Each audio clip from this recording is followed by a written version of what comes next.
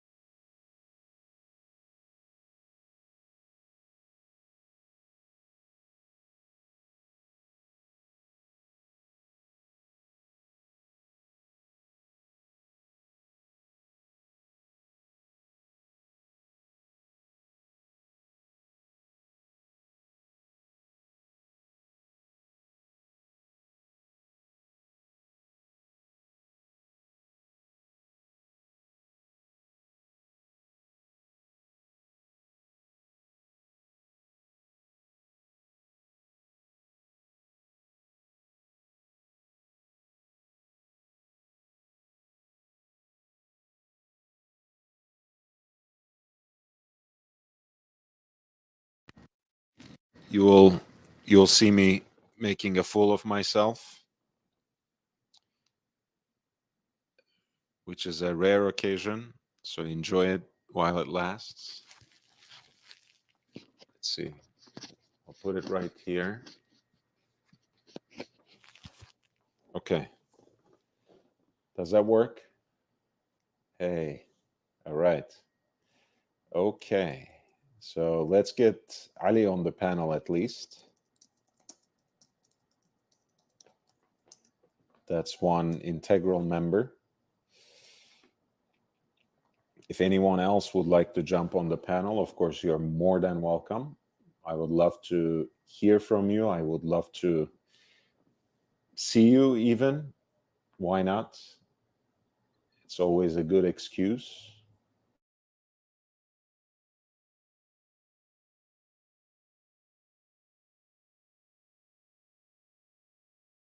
Ali says the mic is working. I trust his judgment. I'm not even sure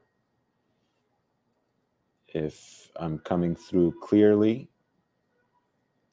We can, I mean, obviously, we'll talk about watches, but if there's anything else you would like to bring up,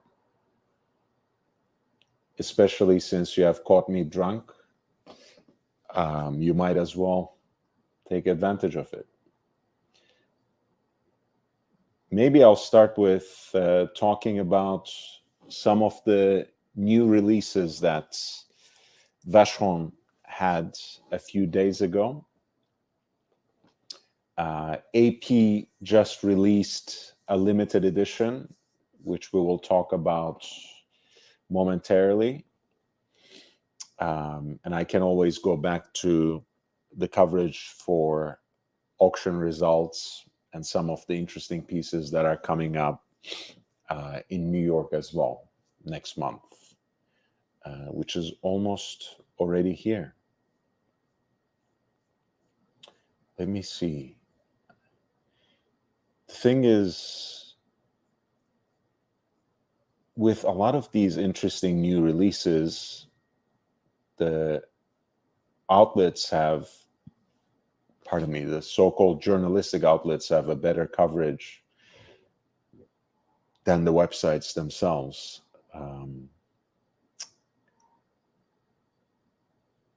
You know, Vacheron has this program called Les Cabinotiers, referring to the watchmakers who bring together these sorts of commissioned pieces, and they make a point of presenting them as a kind of capsule collection rather than simply presenting them to the customers who ordered them or to the special clients to whom they might offer them. Horologie Ancienne actually had a whole preview of these a couple of days ago on his Instagram, where you could even hear the chime on this Art Deco masterpiece, which sounded quite amazing. But at least we can enjoy the pictures here. They basically used the tourbillon movement that they had introduced a few years back and presented it in a couple of different ways. My favorite was the one on the right, which combines marquetry and enameling.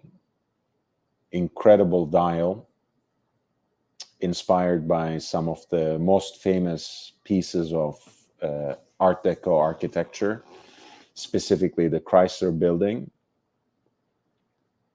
And the cases themselves are also decorated, as you can see in each instance. And they also had a number of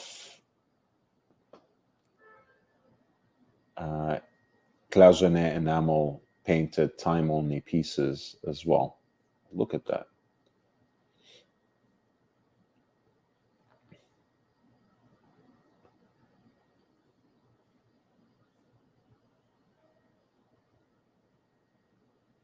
And of course, as per usual, the Maltese cross still takes the center stage, with the tourbillon cage itself built like a Maltese cross in an open worked fashion. Whoa. Well, for once, I'm getting some messages. That's very interesting.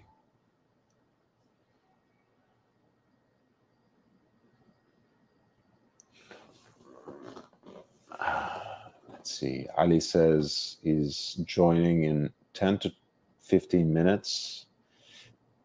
Sam is there, of course. Bonsoir. Bonsoir. Truth over facts.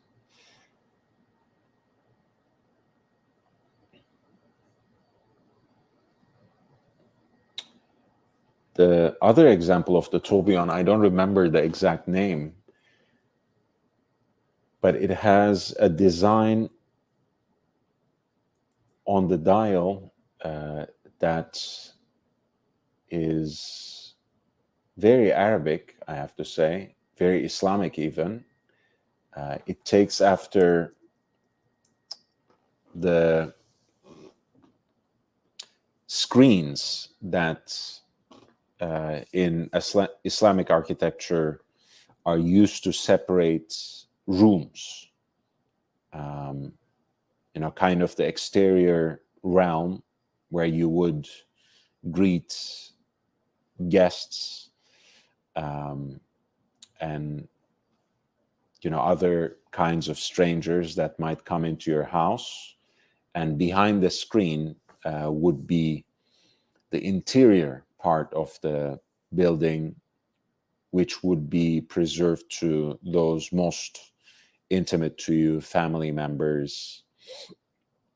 And usually it's also, I don't think these articles mention this because it wouldn't be politically correct, but usually these kinds of screens are used for segregating across gender, right? So women would stay behind the screen, behind the mashrabiyya.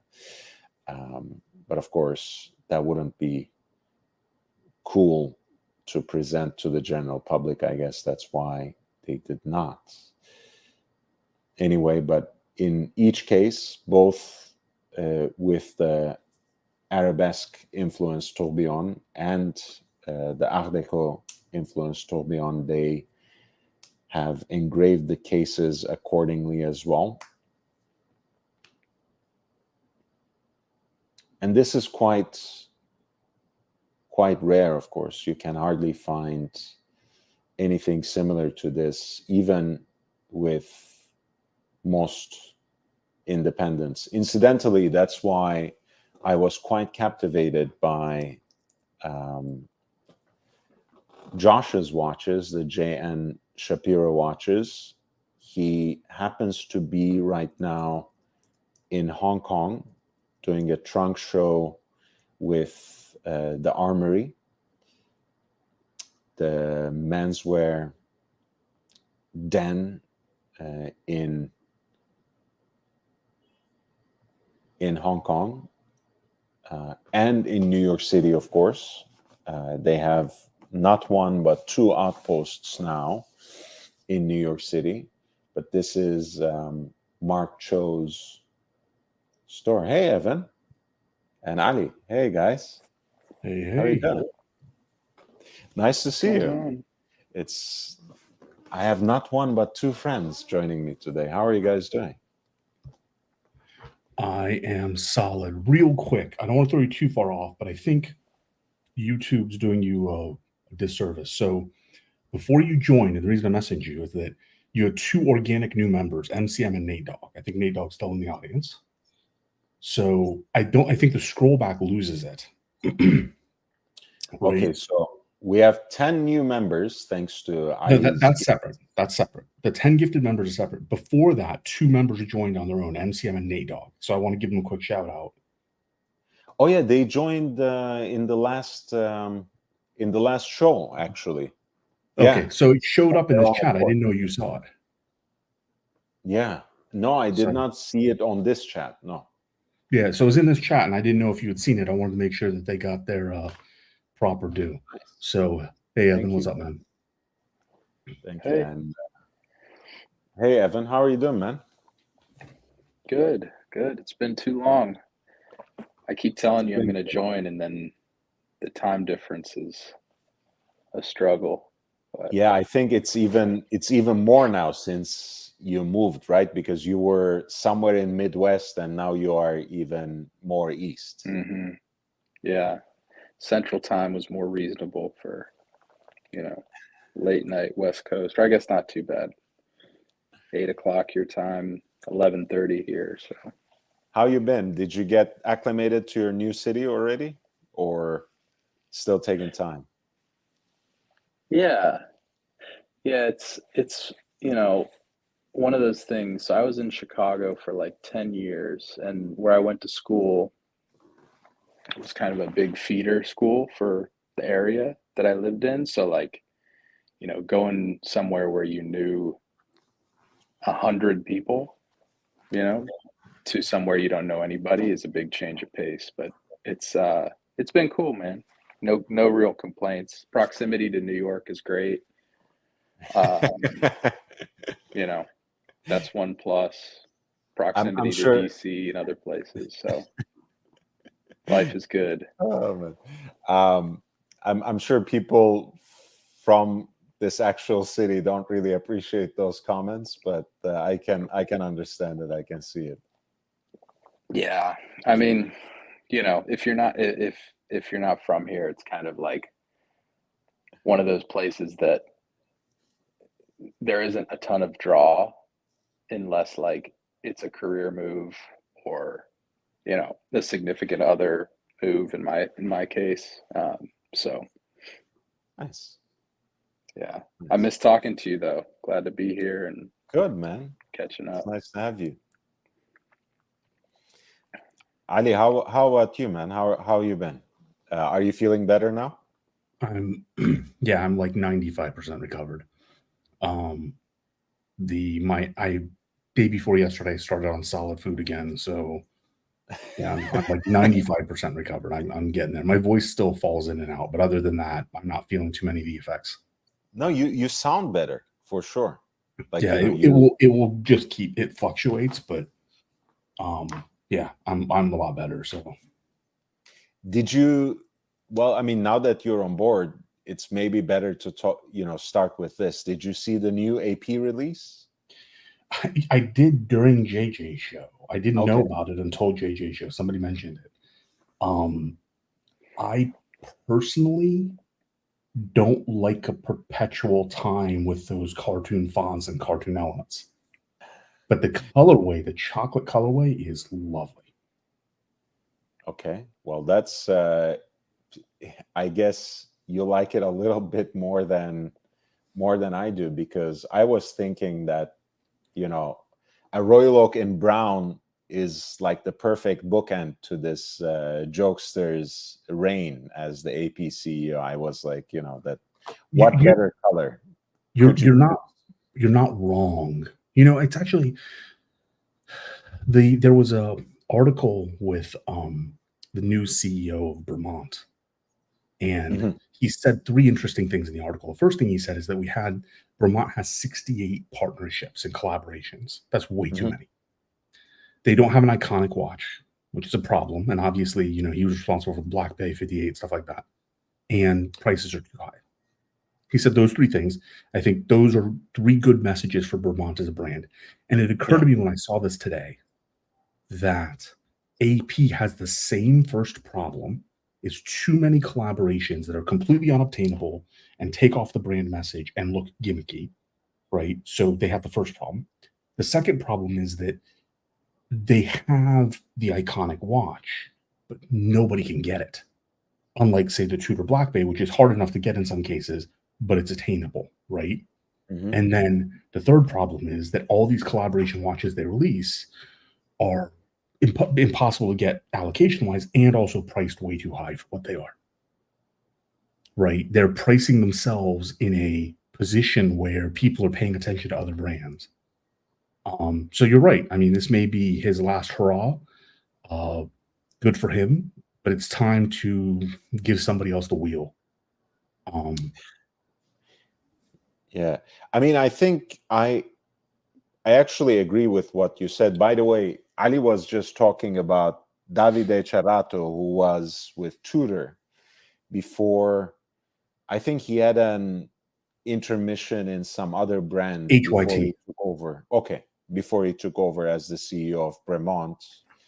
Um, and that's an interesting development, because, you know, Bremont, for better or worse, and I think for the better, because before I met the English brothers, um, I had much less of a connection or sense to the brand. So their personalities and their actual, you know, heritage, background, whatever you want to call it, as pilots, means something, and they're actually very affable people. Um, but it's an interesting era for Bremont now that they have a CEO who has no family connection to them, right? Like you said, there are a lot of challenges ahead. Uh, and like you said, they had a lot of collaborations, you know, with different branches of the British military. They had a lot of collaborations with interesting British brands. I think, of course, they have like a Jaguar watch. They have a collaboration with Williams, if I'm not Yeah, they have mistaken. Williams. They have collaboration with 3 mountain climbers, 2 surfers. Like, you know, it's an odd mix. And he says they have to simplify, and I agree. And I think AP's in the same boat. AP has to simplify the collaborations they have. One of the things I don't know if I did it on your show once, and I don't know if the website's still the same. And then I apologize for kind of bull in the china shop, Evan. The is that they have AP has a golf, you know, golf branding and golf sponsorships. Yeah. When you go to their golf page and you go through all the golf pros, almost none of the golf pros are wearing watches. Then 2 or 3 of them are wearing Rolexes in the picture, right? And then like one of them is wearing an AP, right? And it's like you have 37 golfers listed and not a single one's wearing an AP on the media stock post. What's the point in having a golf partnership? Right?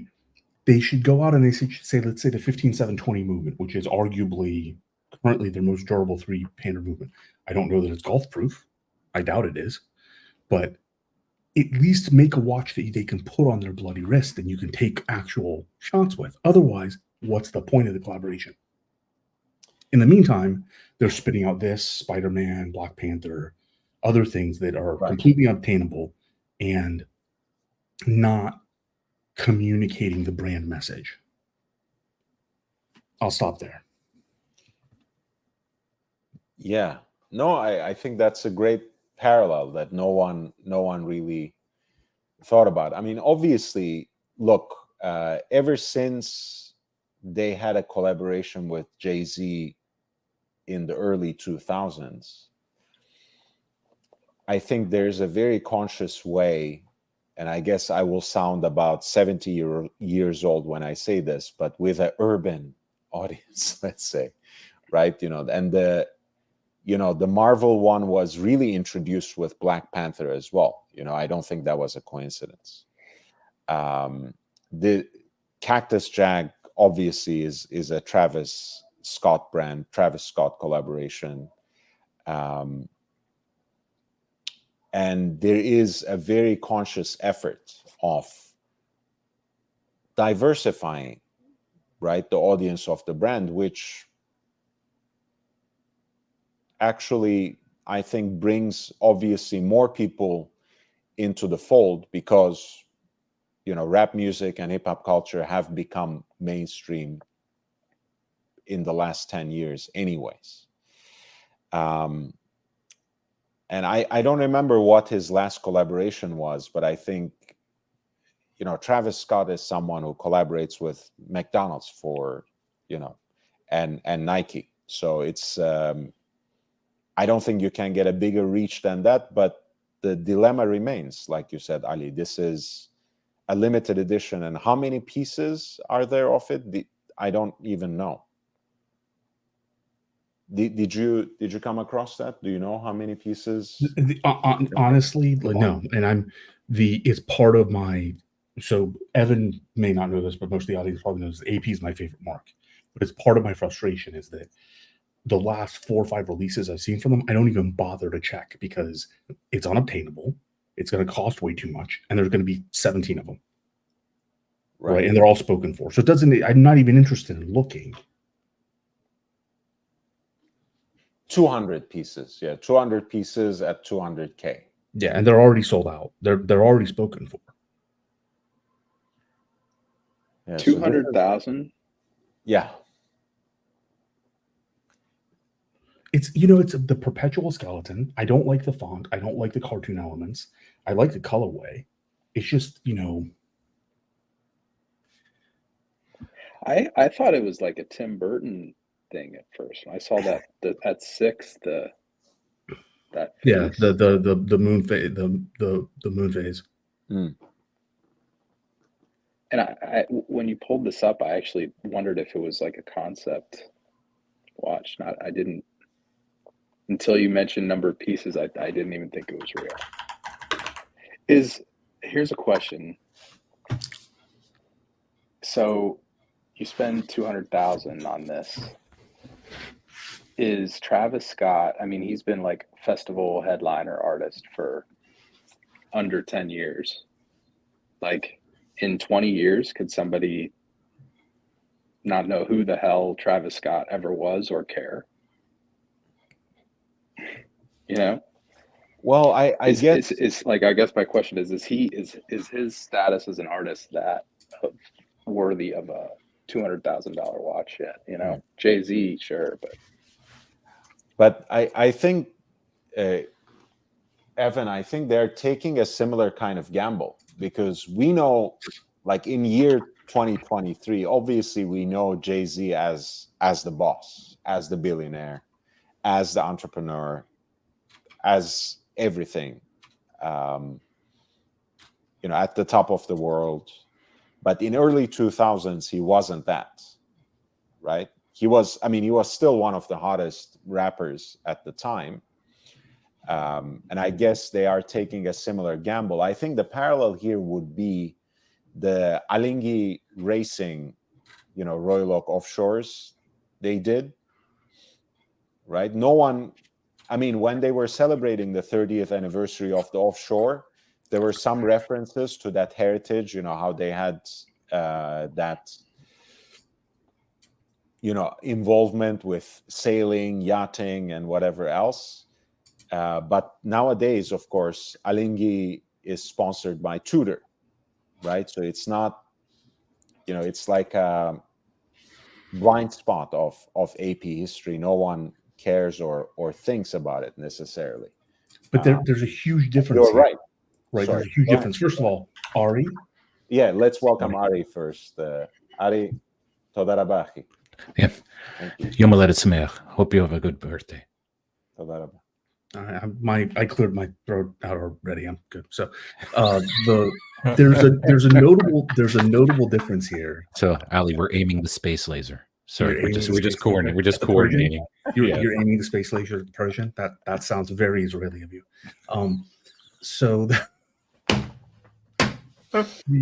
Sorry. Go the ahead. notable difference here is that other collaborations. So Evan, there's actually been a couple of collaborations with musicians and DJs that are non-existent. Now, nobody knows who they are. But the watches are still very popular because they're very unique designs. They're also not co-branded. This, if you take a look at the day wheel, is co-branded. It actually says Cactus Jack on it. This is the first time they've done one of these collaborations where they co-brand the front dial of the watch. They didn't do that with Jay-Z or anything else. So let's say somebody becomes irrelevant, but it's a limited edition watch. That's still a safe play. But once you start co-branding stuff, right? Like you said, you thought it was maybe a Tim Burton watch. Well, the identity of the watch now becomes the cartoon or the co-branding. That's really risky. And that's notably different from like the Alinghi collaboration they did before. It's notably different from all the other DJs they've done before. The thing is, Ali, we share a lot in terms of our passion for AP, but a lot of what AP does in the last decade or so, for me, is close but not cigar, because there would be 3 or 4 things that I love about it, and then suddenly there will be one thing that I just can't take, right? With this watch, I think it's pretty much the same. I'll start with what I thought I always hated, but when I actually held one in my hands, which is the material, right? I wanted to hate ceramic as a material for the case and for the bracelet and everything else. But then I came into contact with Blue Ceramic Perpetual, and it was one of the most beautiful and obnoxious watches I've ever seen, and it felt every bit of an AP to me.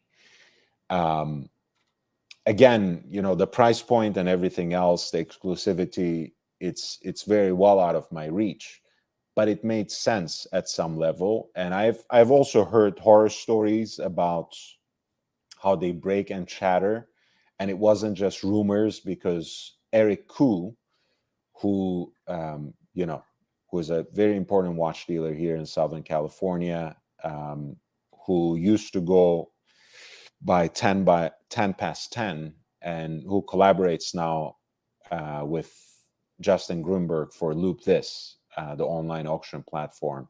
He documented on his Instagram how he slipped on his stairs and the entire thing just fell apart, right? He happened to be wearing his black ceramic QP, and the bracelet shattered to bits. So the construction and reliability aside, it's a very cool material, and I love it in black. In blue, I don't think it's something I would wear, but it's still very interesting. In brown, I'm not sure if I like it, but it's almost inevitable, right? Just like IWC starts releasing a lot of their popular models in different shades of their ceratanium, the mix they have, the alloy they have of ceramic and titanium. I guess you have to expect AP to dip into different shades. It's a perpetual calendar. Who wouldn't like that? in an alternative universe, I would love to have an entire collection just of Royal Oaks, perpetual calendar, moon phase, annual calendar, time and date, and whatever else. Open worked. Why not? I mean, this is, I guess, I don't even know what to call it, because it's more like because when AP does open work, it's usually some sort of handcraft, right? You have actual open work bridges, whereas here you just have, the 4 subdials, and everything else is for you to see, which is interesting, but nothing, nothing like the double balance open work, for example, right? Which has a design element to it that's undeniable. I'm not singling this out. I think generally the open work perpetual calendars are not as visually interesting to me. And then the font. The font, I mean, I don't know. Are they borrowing a page from the 5212, the Patek's weekly calendar with those funny fonts? Maybe it's just the Cactus Jack branding and it fits with that. I'm not even sure. But, I feel like sometimes they're trying too hard to disrupt, right? Because the perpetual calendar is obviously at so-called prestige complication. So you are trying to make something different and fun, but are you perhaps trying too hard? That's always my question. I don't know. I kind of like the textile kind of strap as well. Not a huge fan of the brown, to be honest. But I guess that fits with the Cactus Jack theme more than anything. I don't know. What do you think, Ari? I'm going to defer to Evan and Ari first. Actually, Ari first, Evan, if you don't mind, because Ari's bedtime was 57 minutes ago. No, I'm not that sensitive, but you know what? So it was your birthday, wanted to hop on. What do I think of this? Honestly, if you're blowing this kind of money on a watch, it's just me. I want as much metal as possible. It's a terribly, it's a very unsophisticated take. Like I don't like why would I spend this kind of money on a watch and, get a piece of fabric, right? Like it's a total mental thing. In terms of the font, I think the font is pretty darn cool, to be honest, right? Okay. I mean, I think it's pretty darn cool. It's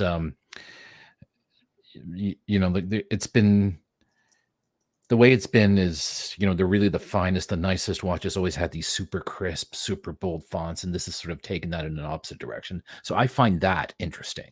I find the strap completely, it's an anathema. It's completely not interesting for me.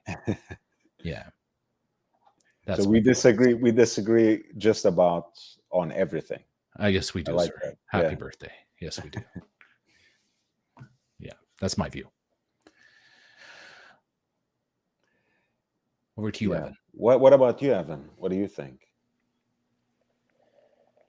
I agree. Put it on a bracelet and give me the strap in the box. Yeah. That's Amen. my 2 cents.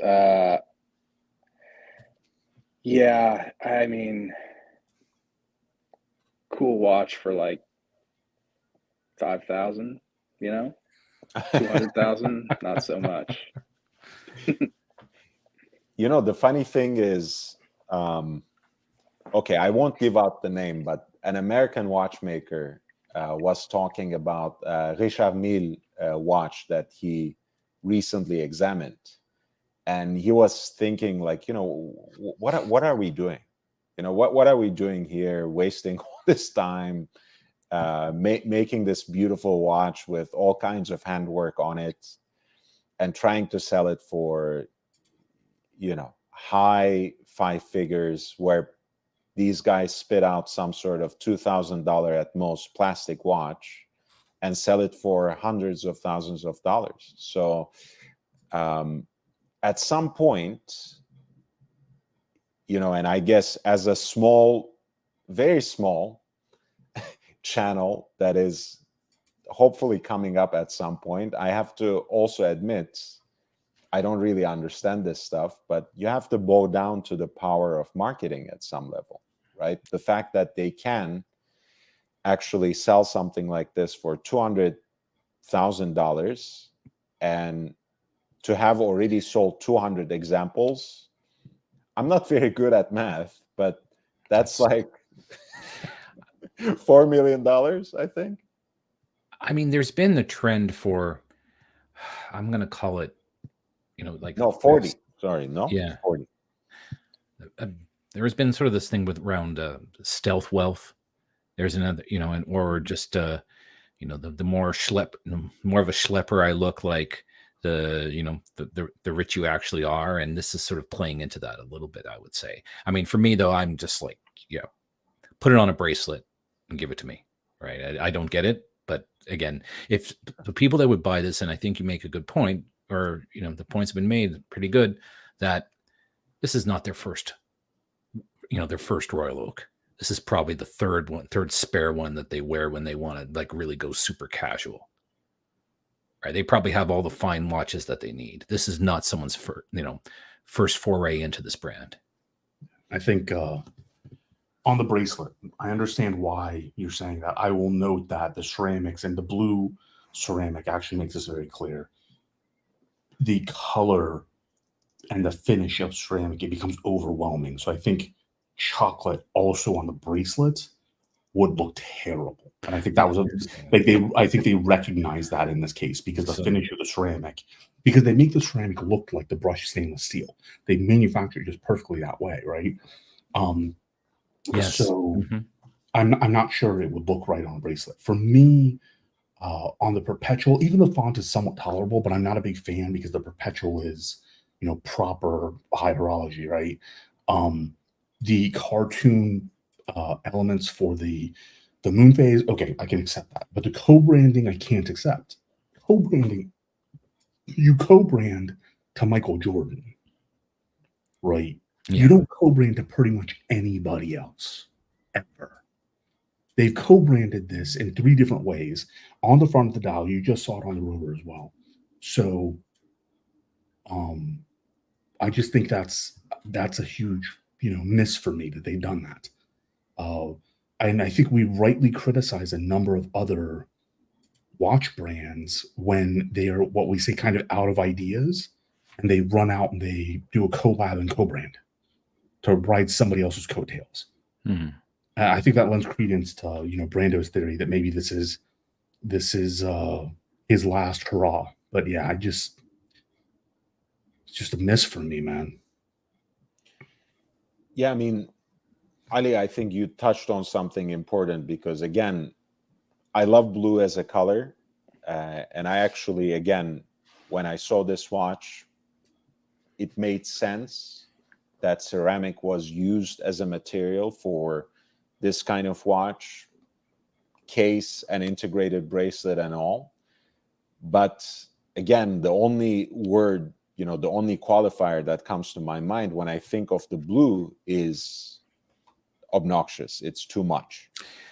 With brown, I don't even know, right? So it does make sense to lighten it up a little bit by combining it with a casual strap rather than a full bracelet. Fair. Now they're white, by the way. The white and the black, both of those two are phenomenal. They're just phenomenal. Absolutely. In the ceramic, they're just phenomenal. So, but I really do hope that this is Robert. Go ahead. Robert, thank you so much. He's also a member of the channel. $2. Thank you so much. So I really do hope this is his last hurrah because I don't know what's coming, right? Because effectively there's now 3 women in charge of AP. Effectively, yeah, right? So I don't know what's coming. I don't know if they're going to dip into their catalog and bring many of the phenomenal watches back. I don't know if they're going to make a run at women. I have no idea. But I know that I can't get what I want now, and they keep releasing things I don't want. And with 3 APs in my collection, I just said this the other day on Instagram. Adrian of Luxury Bazaar said in an episode, and I haven't heard anybody else say it before him, so I credited him as the source, that the Royal Oak is the greatest blank canvas in horological history, and I think that's Mhm. actually the Hmm. accurate. I said it the other day, is that they're misstepping so much that they're leaving a gap for somebody else to take that title. Right now, the Roman Gautier Continuum is getting dangerously close to taking that title. They release limited hit after hit that are perfect aesthetically. Perfect, right? Mm. So if they leave that window open too long, people are gonna start looking elsewhere, like in rapid succession, right? So let's see what these ladies do. You know, it's not unrealistic. So, okay, just to again, you know, we kind of can get into this secret language just to open it up to the audience. Ali is talking about Ilaria Resta, who is becoming the CEO, Jeannie Wright, who is already the CEO for North America or even Americas. I'm not sure how they define that region. And then Anne Gaëlle Quinet is the director of complications, which is actually, you know, sounds very technical. It's not deprived of that, but it's actually a position that's more marketing oriented than anything. Yeah. It's like a position that opens up the brand, that It's an demonstrates advocacy the brand. position. It's an Yeah, advocacy yeah. position. That tells the story of the brand's quote unquote complicated history to representatives, to clients, to dealers, so on and so forth.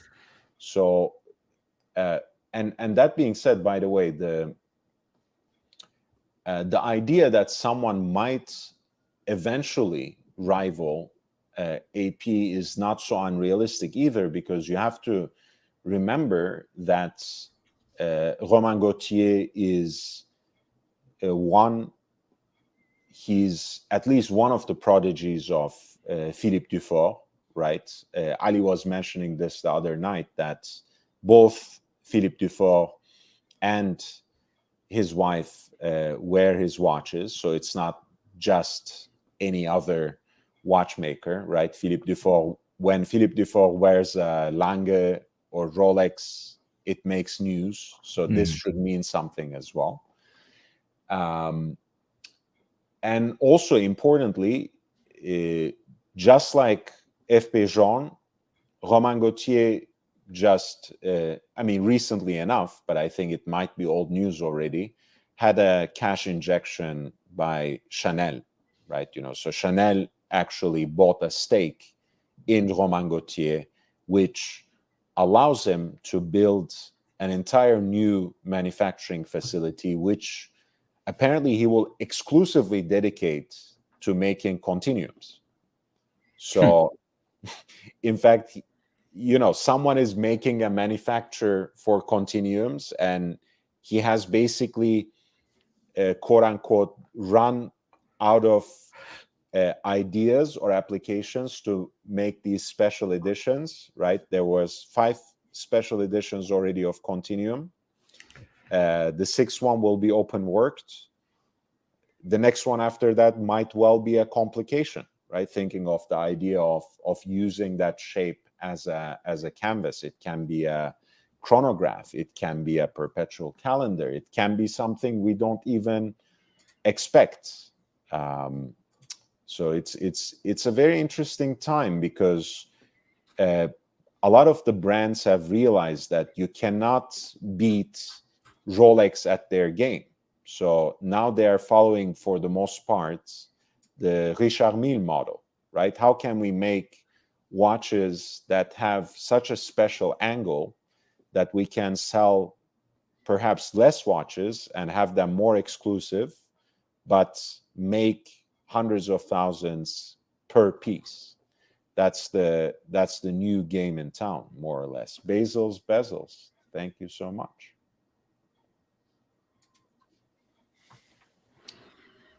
Captain Kirk, Questions for the group. interesting Sorry. comment. I do want to direct this to the panel, but I don't want to cut you off. Sorry, go ahead. I was gonna ask, so what, like, that's the strategy, right? Let's sell, more of these $200,000 pieces. Like, what is the strategy to do that? These partnerships and limited editions and innovation, and is it as simple as that?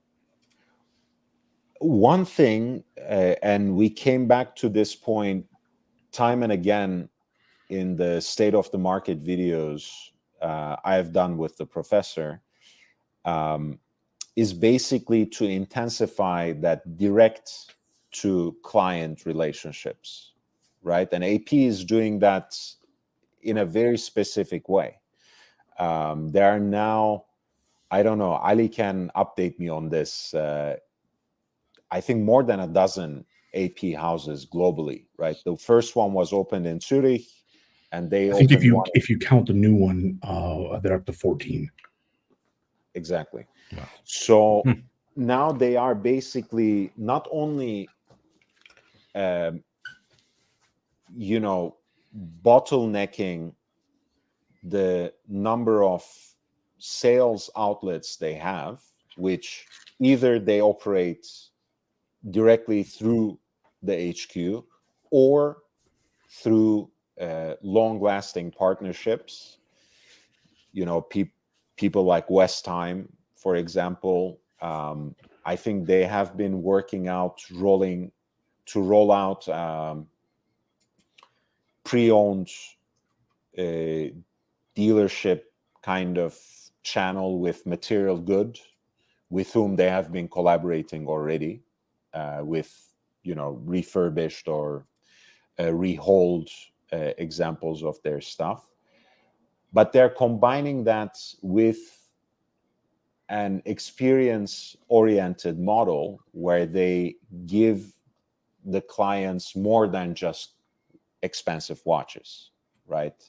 Exclusive events, meetups with other collectors and celebrities, even getaways, right? Let's go together to somewhere in the Caribbean, where we will enjoy our new watches, right? Or it's now more than just giving a tour of the manufacturer to your special customers, right? They're really trying to work it into a luxury experience. AP, for fuck's sake, they have literally now Hôtel des Horlogères in Le Bras Sud. They have their own boutique hotel. Yeah. Next to the manufacturer. It's a whole lifestyle move, right? The boutique in your neck of the woods, right? They hired a notable architect, so the architecture and the interior designer they hired are like there's product placement involved in it, like getting custom furniture made in the line of the AP experience, right? So they're really they're stepping up to that whole lifestyle angle. Now, Captain Kirk says something. Yeah, these special editions, they're sold before they're even made. Absolutely, right? It's odd because they're sold out before they're even made, and the people who actually have bought them don't know that they bought them until they get the phone call. Right? They're those, because it's 200, and they have 200 people just in freaking Taiwan if they want it. That are multimillionaires that will buy every single one. Right. So they effectively call somebody and say, hey, this is for you. And they will buy it every time. I'm sure their hit rate on those when they make those phone calls is damn near 100%. Right. Because it's so exclusive. Yeah. That's amazing. Captain says, happy birthday. He has been a member for 3 months. Wow. That's practically as long as I have had memberships.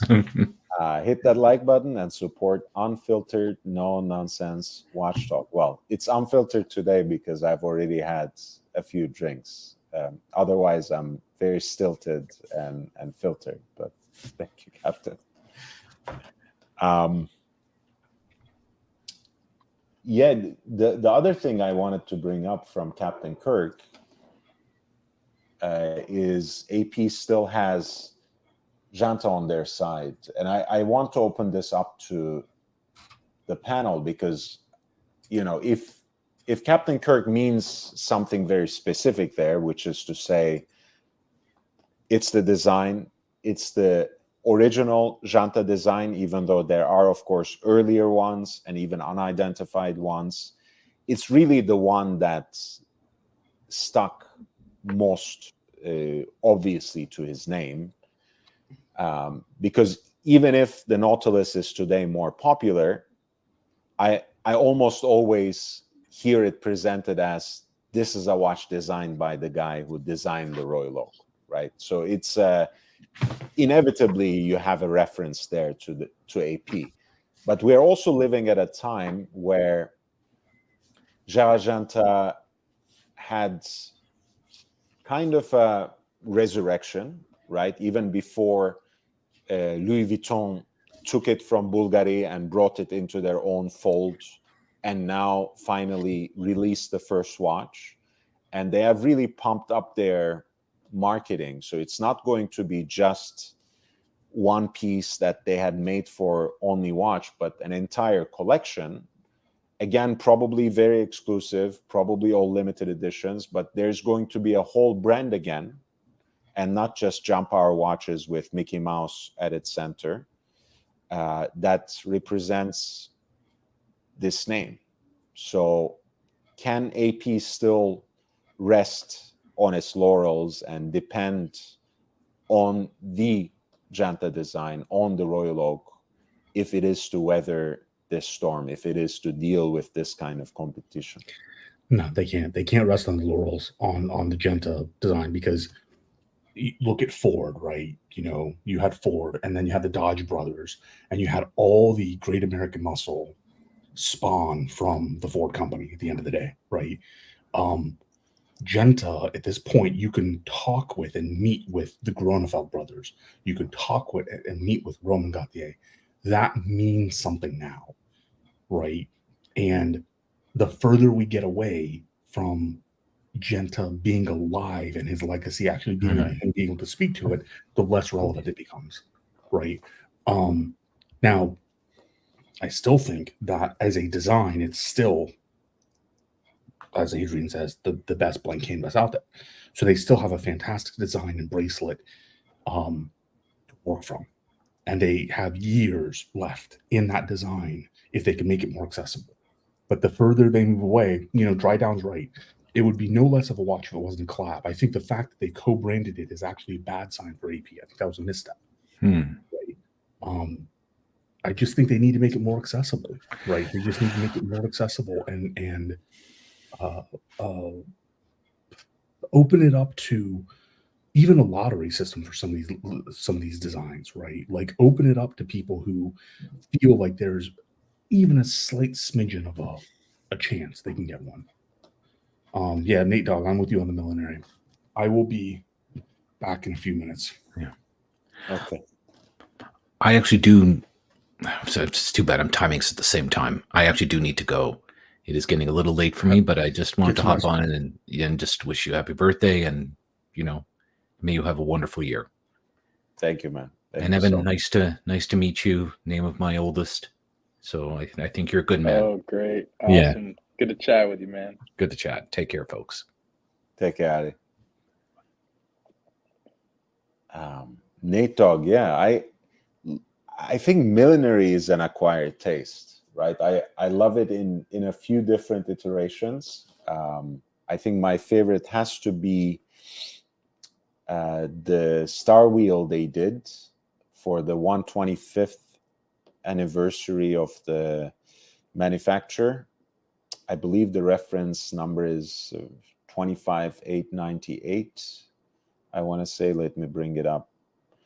And there's, of course, the famous Quincy Jones signature that has kind of a piano-like concept that fills up the negative space. But yeah, this watch is, I think, very cool, but you have to, you know, it's never, even Code 1159 has a better chance of becoming a popular case shape compared to this egg-shaped thing. I mean, Evan, what do you think? Would you wear something like this? I know I would, but 100%. I think that is so cool. So does Yeah. that hour indicator moves down? yeah. So basically, these are the 3 star wheels, right? The wandering hours, so to speak. It Oh, I moves. see. It moves through the scale, and by the time it crosses over minute 60, 11 from here would take its space right here. Unbelievable. What's it cost to service this? I don't know. Don't ask me, but a few $1,000s, I'm sure. Yeah, With AP. well worth it. Yeah, I would wear it 100%. Yeah. This It's just is so unique, like in a age of so much monotony, like this is really unique. Yeah, I've always liked the millinery. This was this was something they did on the 125th anniversary. I think 125 pieces in stainless steel. I want to say 70 in pink gold and another 55 in yellow gold, or the other way around. But it's an interesting option out there, right? If you do want that wandering hours complication and you are somehow lusting after the code 1159 they did with it, this is a very interesting option. It's just as exclusive, if not more. And there are only 125 of them. And, as much as I share the sentiment with Nate Dogg, I'm almost sure that they will never resurrect a case shape like this. Obviously not anytime soon. So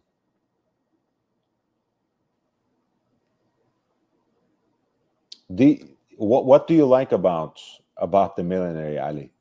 Tell us. The K shape of the millinery allows you to do FP Journe style multiple layer designs with better use of the real estate.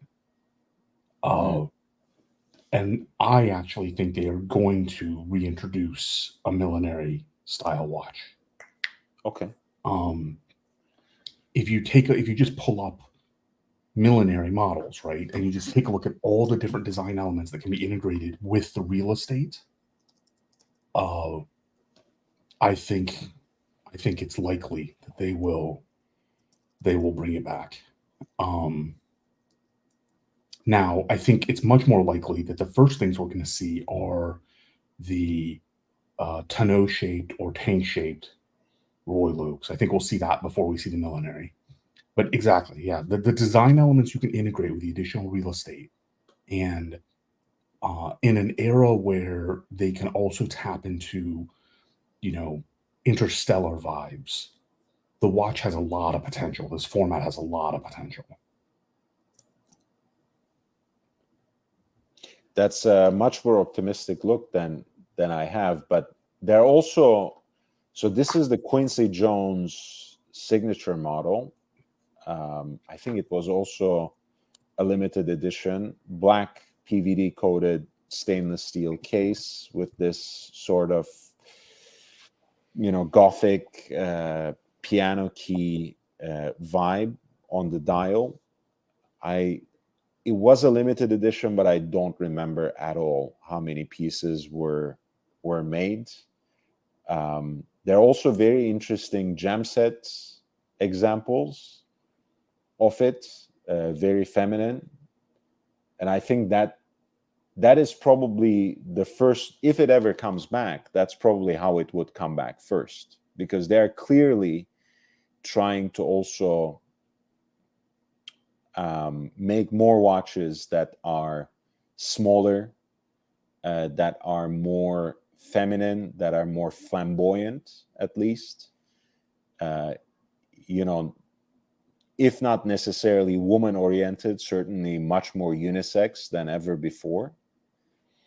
So that I can see millinery or something like the millinery coming back in that way. And like you said, maybe they will bring something like the Edward Piguet back, right? Their rectangular case watch, maybe in a smaller form, where they would try to rival the Tank. Possible, you know, and Cartier, with like the discontinuance of the drive and stuff, left some room for this K shape. By the way, Nate Dogg, the 15350 OR is a $22,000 to $25,000 extremely accessible millinery in 18 karat rose gold, and it is beautiful. It really is. Let me bring it up, and I want to, in the meantime, while we look at that, address some people in the chat, because they have kindly came on and said nice things about me. You know, I can't have that hang. Frank and honest, with a beautiful picture of Bear Clooney. Happy birthday, not quite so young anymore, Brando. Well, I will, if I end up gaining weight like him, I will let go of the young part for sure. Otherwise, it's not connected to the age. But hopefully I'll try to keep it under control. Captain says, I don't love the millinery, but they have plenty of beautiful designs in the archives they can dust off. I'll bring up some of my favorite Edward Piguets in a little bit. Nate Dogg says AP would charge $1 billion per service for the Star Wheel. That's highly possible. Dry Down says a collab for the millinery would make more sense than the RO. And we were just looking at the Quincy Jones signature, which you can say is that kind of collab. Whiskey Reaper says, great to see Ali on the panel. Cheers. Yeah, I'm suffering now, man. I've already had my scotch, so cheers to you as well. And Captain says, I see you, Reaper. I see you. And there we go, Reaper. Sorry, Nate Dogg. It's 15350 OR. So pink gold, open worked, beautiful, beautiful piece. We have 10 new members again, so 20 members. The first 10, let me welcome them. Diego, Swinging Kangaroo, Seb Nelly, Sam D, Apes, Stefan, Paul Yasamides, Kino Pravda, Floodland 9999, Original OC. I love it. Original OC and Diego. They either jump on the panel or they get gifted memberships. That's when they show up. That's beautiful. 10 more. So we get the Whiskey Reaper, Evan H, Van Lux, Ross, Rachel, Brady, Paul S, also known as Urbanitas. Love it. Lisa Bales. Lisa Bales is my boxing friend. Hey, Lisa. I didn't know you listened to my channel, since I don't cover any boxing anymore at all. Negan, Fat Windback Ban, NATO, Bones 14. Okay, I screwed up my display. All right, Evan is back. Hey, Evan. Hit the wrong button. Sorry. No, that's okay. I do that all the time, even on my own streams. So say this came back out like a mass production, or, you know, quote unquote mass production, not limited. Could you buy one? Like, you know, first time buyer? Could you get one? I think so, but I would defer to Ali. I think Ali has more experience buying AP at the point of retail than I will ever do. So Yeah, well, I mean, they, you know, the millineries and the codes overlapped effectively about 18 months. So you were able to get your hands on the flat dial codes or the millineries as a first time buyer during that duration. So I think it would be the same situation. Yeah. By the way, I appreciate the Whiskey Reaper knows his stuff. Like the minute he got the membership, he started using the exclusive emojis, which no one does except for me. So I love it. There are a few different ones. Like, there are a few versions of my head. There's a Danny head, Surty Danny. So we have to, with your permission, Ali, we have to make an emoji out of you as well. Is that okay? Yeah, that's fine. Okay. I'll call up Mookie and we'll figure something out. Evan, I will tell you this. I mean, I don't really have any connections with the boutiques, but what I had the experience is when they basically laugh at you when you ask for any kind of Royal Oak as first purchase. So anything else, they're much more amenable to it. So if they add a third or fourth family line and they really focus on the Royal Oak and Code 1159 now, I'm sure it would be much easier to get than any Royal Oak, and then the hotter complications in 1159.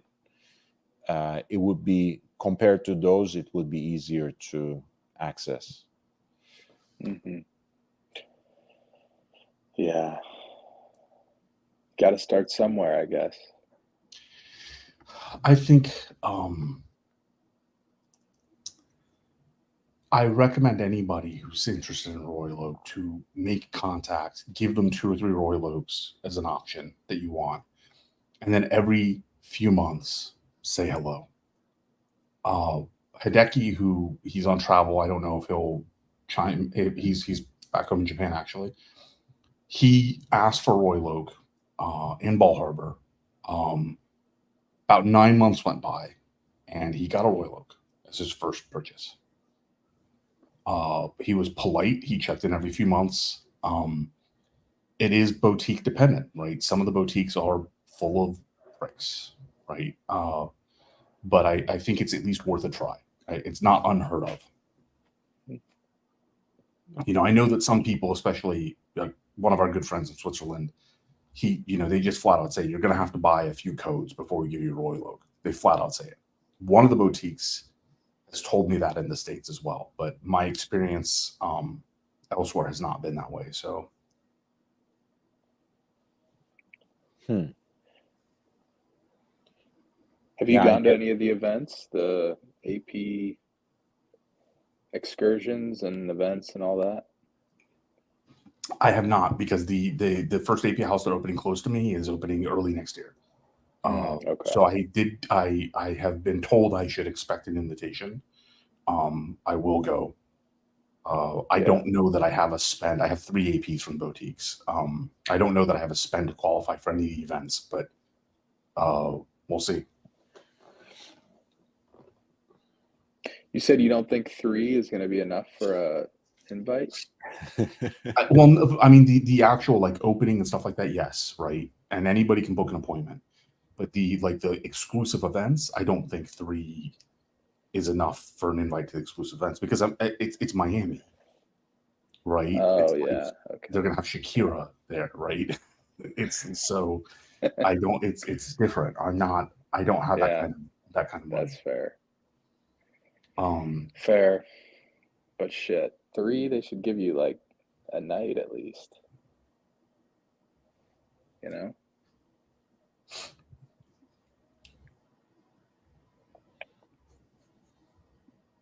They're gonna bring this K-shape back. They've got to. So they, at some point, they had 2 product families named, each named after one of their founders, right? They had the Jules Audemars, which was more of a round case with kind of like a protruding mid case, very nice execution of the classic AP style of both mirror polished and grain brush surfaces in close proximity. some great watches, chronographs, etc.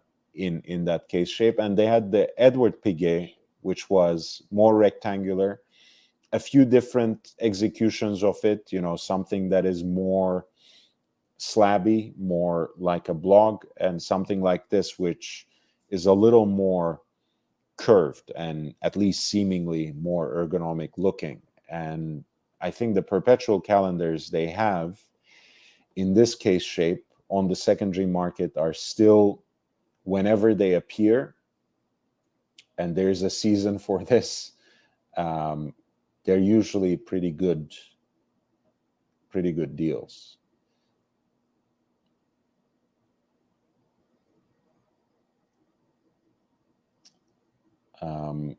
My only pet peeve about these particular pieces is that it is a round movement in a rectangular case, which, again, it's only because it's AP, right? I expect more from them.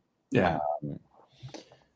That's my only pet peeve, but they do usually put it in a frame that's engraved, so they try something to hide that, but it's still a shortcoming.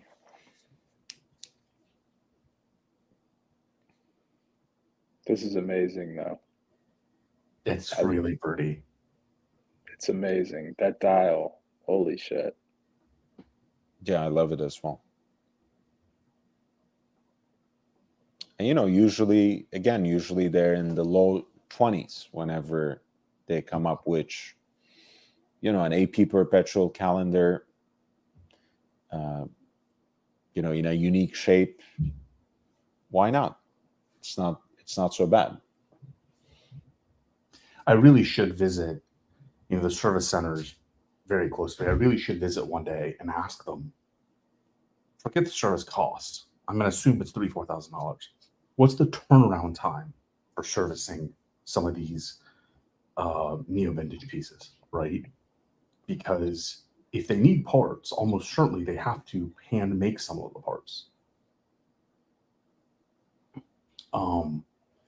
So I'm curious what the turnaround time is.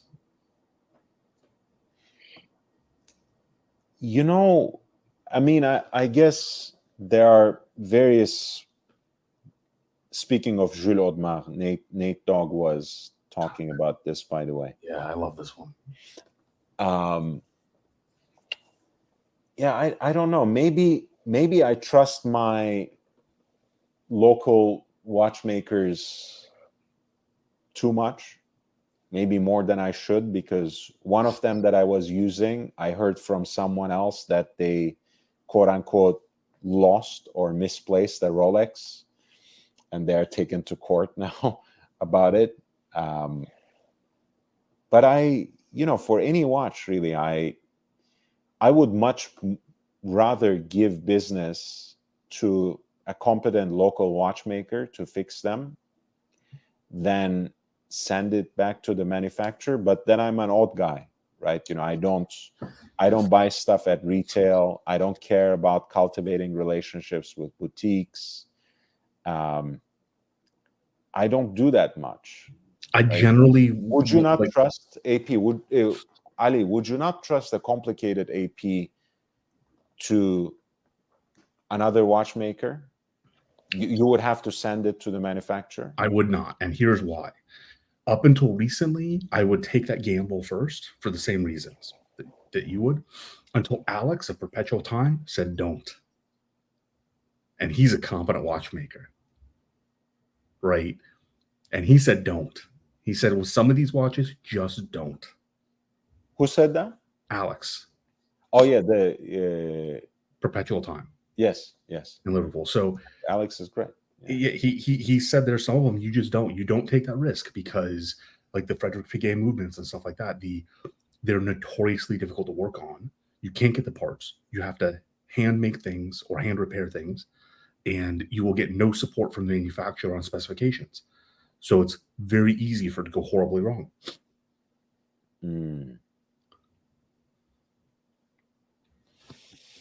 I mean, that's a fair point. and Alex is a good watchmaker. I don't mistrust his judgment.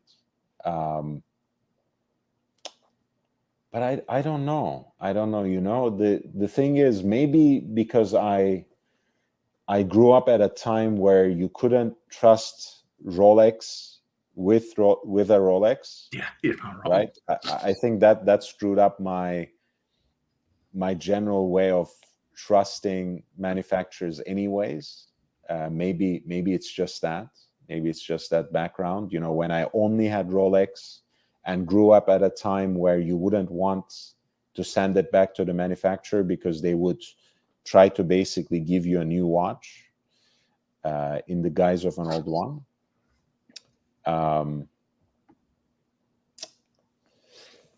But yeah, I can see that.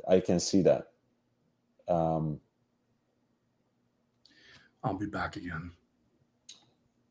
By the way, just to again recognize a few things in the chats.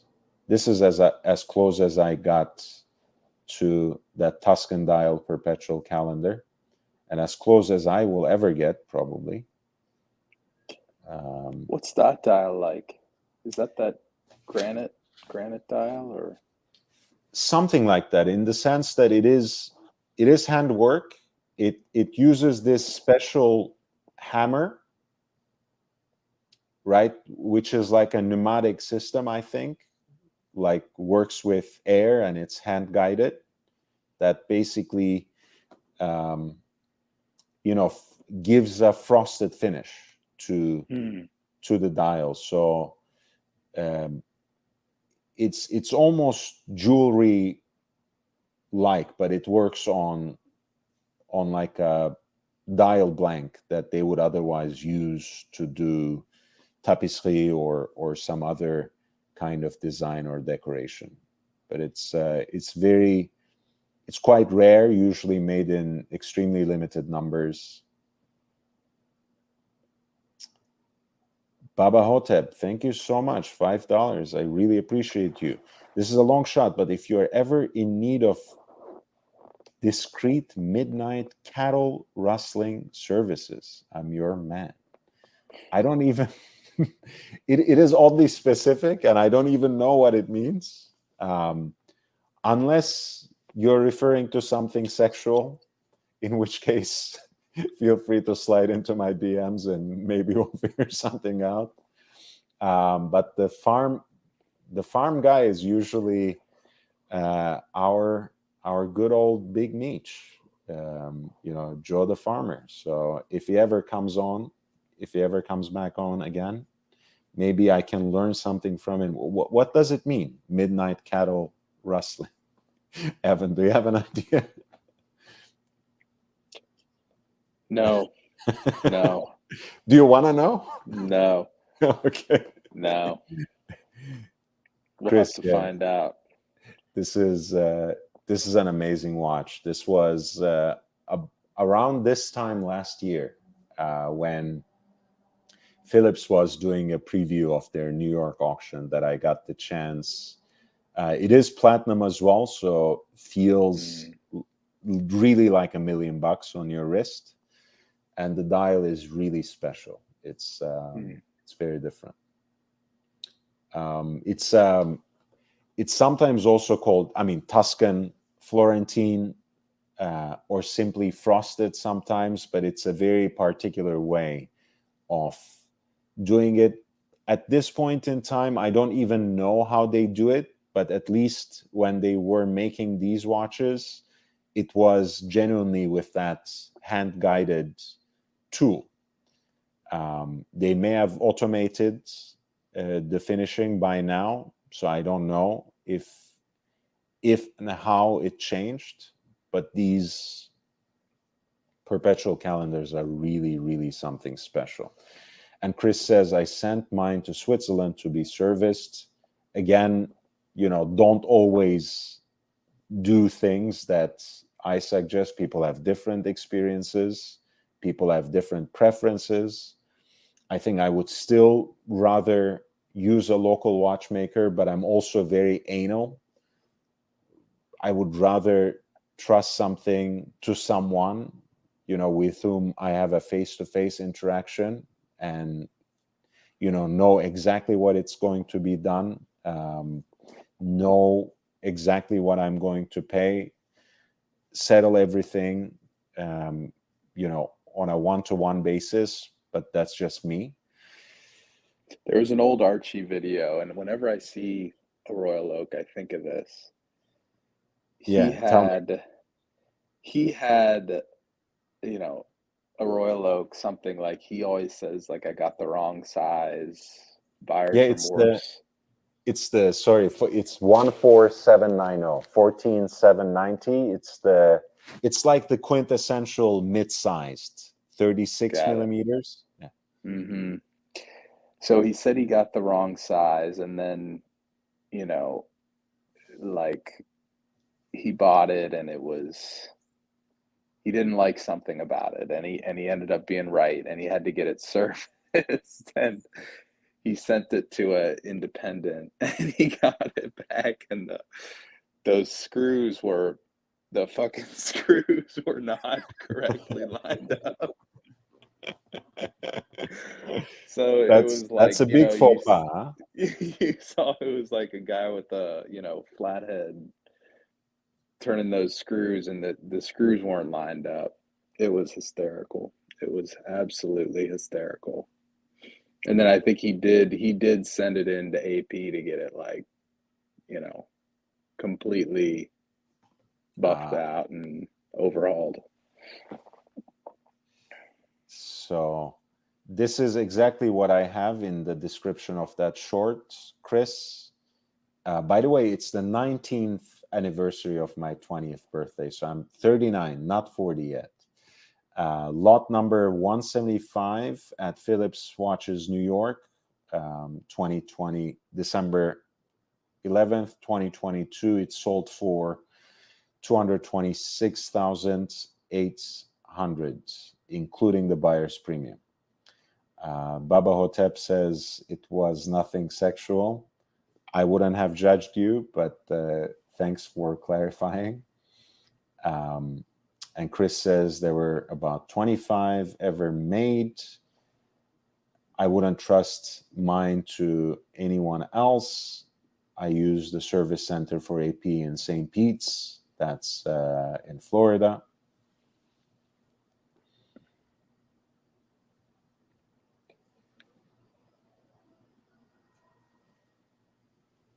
Yeah, that's an amazing watch, man. Wear it in great health. I think, to me, others might maybe crave some other flavor of the Royal Oak, even if they're AP and Royal Oak fans. But I think a Tuscan dial Royal Oak is probably it, and especially in the perpetual calendar. I think they just released. That's why I was blabbering about the new production methods, because it doesn't look the same. But they released a 16202 with the Tuscan dial and in white gold, and it doesn't look like in the pictures like what we have seen in that short. So this is what it used to look like, the Tuscan dial, right? And again, realize that that's something that I took with my cell phone, and these are the pictures of the new Tuscan dial from Monochrome watches. Much flatter, huh? I don't know, again, these are the promo pictures. I don't even know if they had access to the watch and took their own, but this is the original. Yeah, it's matte, more matte, doesn't Yeah, have that it looks gloss. different. It looks different for sure. How different? I guess seeing it in person would help, but it's certainly not the same. This is, again, an older perpetual calendar in the round case with the Tuscan dial. That's the Platinum from the 90s, the so-called Jubilee 14802. Still the 14802. Wow. And then this is the new one. Yeah, it most certainly looks different. And Evan, like you said, maybe the texture is not the same. It has a certain flatness to it, and flatness in the sense, not only dimensionally, but also in the sense, like, maybe you left that Coke bottle open a little bit and it doesn't have the same pop. So I completely agree. It doesn't catch the eye like that, the one you had on.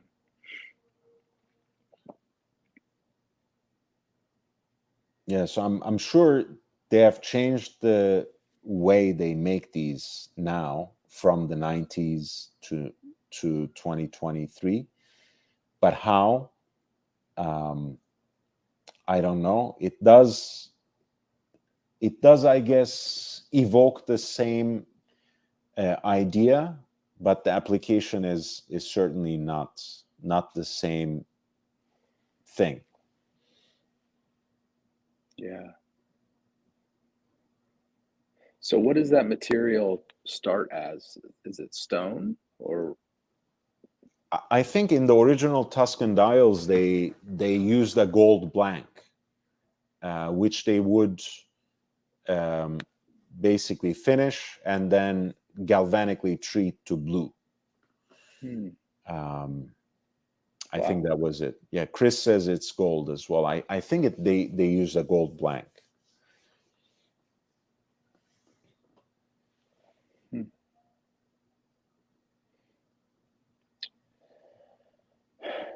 Hey man, I'm fading fast. I know you have 3 hours on me. It's past midnight where you are, so I understand. Yeah. What's your schedule this weekend? This weekend, I'm coming up tomorrow. I might be on Saturday as well. Okay, cool. I'll try to jump on. Pretty free this weekend, and like I said, great catching up, and want to do more of it. Fantastic. All right, man. Hey, thanks a lot.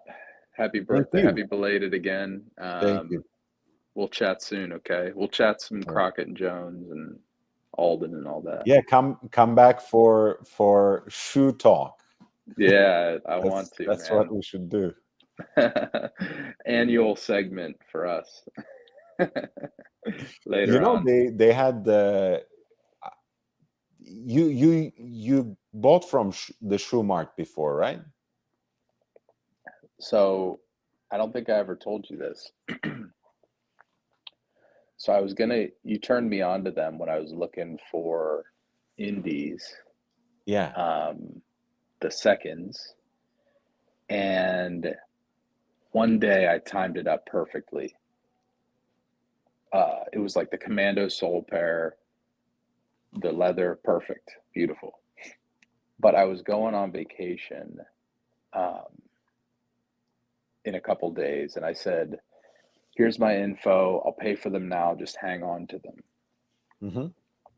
And I'll call you and you can ship them out. And I get back, and sure enough, they sold them to someone else. Oh no. Yeah. So, that was upsetting. But I did see that they had some big Black Friday sale. I'm guessing that's what you're talking about, right? Yeah, I was gonna say they had a new shipment of seconds and everything, and I mean, seconds can mean anything, and I'm not gonna sound like an old head, but considering what comes out of Alden nowadays, I think there's barely any difference between seconds and first, anyways. Depending on what makes a particular pair a second. But I Obviously, can't find the seconds on their site. Do you have trouble finding the seconds on their site? It's like maybe it's because they're just never there, but I can't find them on the website. oh, for sure, the website is very antiquated and hard to navigate. Usually, I just use the link directly from the email. Oh, got it. Got it. I'll Yeah. check now. Let's see what they got. Let's see if I still have the link. Yeah, Cyber Monday at the Shoe Mart.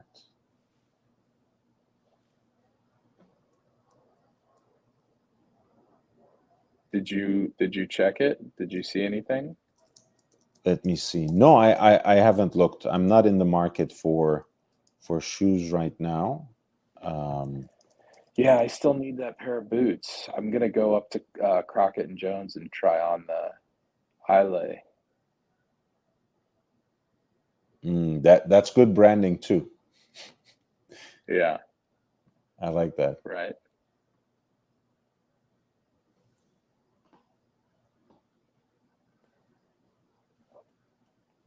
Wait.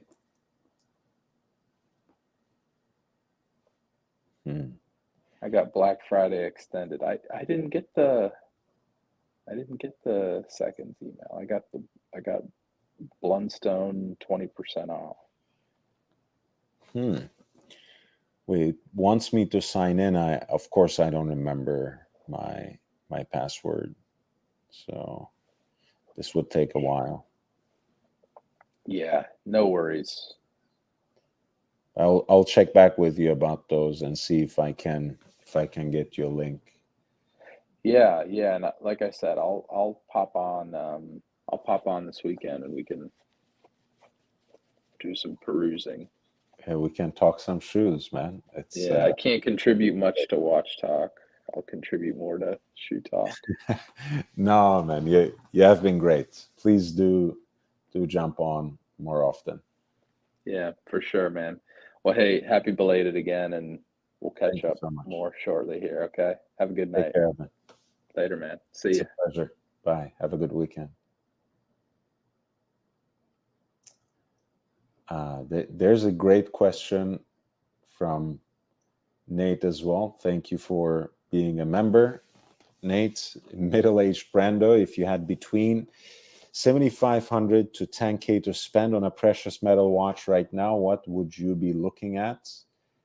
It's right at that range. Maybe sometimes, depending on the seller, depending on the condition, depending on the metal, with the white gold versions going for a slight premium, I think I'm still there. Worst case scenario, it's still low 10K anyway. So you'll have to indulge me.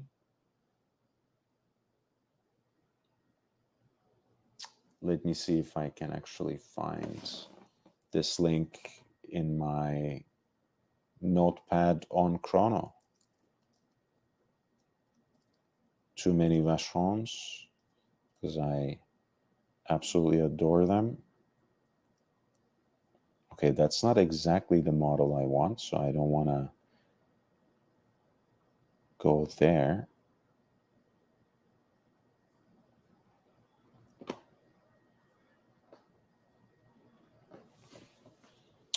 There we go.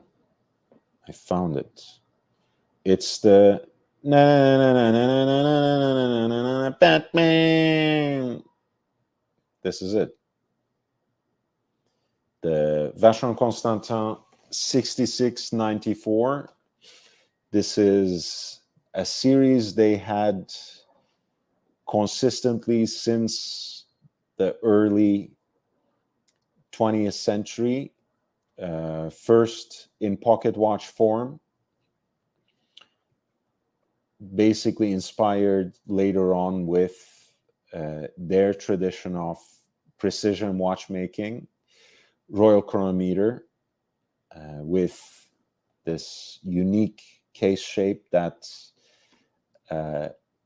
Alexander Gottby and others at our launch likened to a contraption that belongs more properly to Batman's utility belt than a vintage watch, hence the nickname. And in these editions, they also have like a small brilliant cut diamond set right onto the Maltese cross on the dial. They have more simplified versions with less writing on the dial and no diamond. They also have it in yellow gold, which looks great as well, but I think the white gold is just so cool, so sleek, because even though it is a vintage watch through and through, it also has such a special air that it just works in white gold. In fact, I think if they ever do something different in the Historique line, they should really bring this back in stainless steel. I think it could be an interesting choice. You know, it's not the chronograph. They already have the beautiful Corne de Vache that is very popular. The 222, of course, especially since people have woken up to Vacheron and its heritage, and especially since the overseas became popular, the resurgence of interest in 222 has been undeniable. The American, of course, 1921, the driver's watch, that has its own appeal, but I think something like this in the Historique line, in stainless steel, maybe without the dates even, would be great. But yeah, for $10,000, this would be my choice. Reference 6694, 60s piece. It's also remarkably thin for what it is.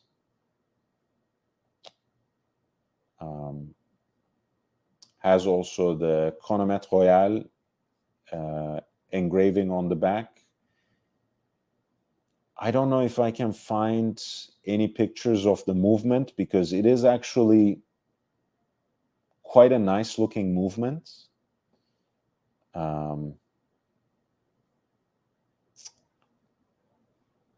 That, you know, if it could be a project, you know, there are many great case makers. This is a yellow gold version that can make exhibition case backs for these types of watches. Oh, there we go. Yeah, it's also the kind of movement that you wouldn't mind looking at. You know, it's not perhaps the most high horological finish, but it's very pleasant for a self-winding movement with a full rotor, swan neck regulator, you know, beautiful perlage, the 18 carats supplemental weight with its own guilloche finish, heat blued screws. So it's not half bad, inside and out. For me, that's a no-brainer, basically. In that price range, high 4 digits, low 5 digits, this is the precious metal watch to get.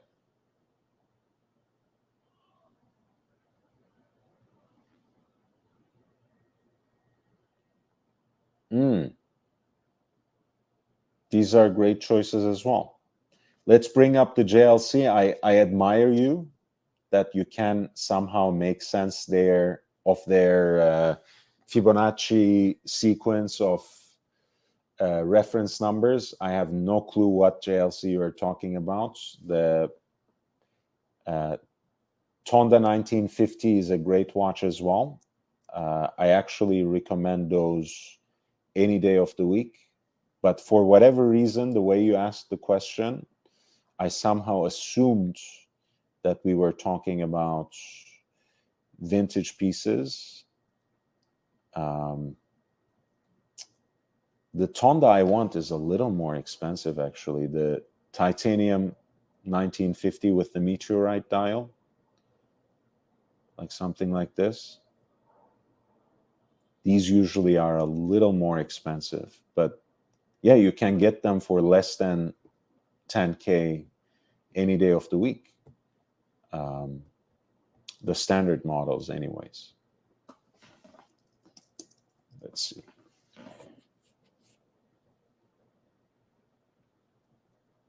I just like the case shape. I mean, it's very different than everything else out there. Obviously, it was the canvas they used for the Tonda PF, you know, the integrated bracelet model they have made with this kind of shouldered lug structure. And it's a very plain and beautiful watch.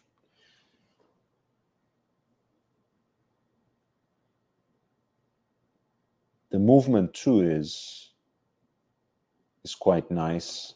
Again, for whatever reason, there are not many listings here because most of them use stock pictures, I guess.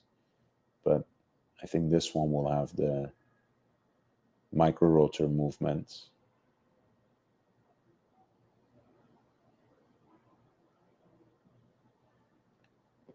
Again, you get a great movement that is nicely finished for the price point, especially with the Parmigiani Tonda 1950. It's a line that they have discontinued, so basically you can only get them on the secondary market at this point.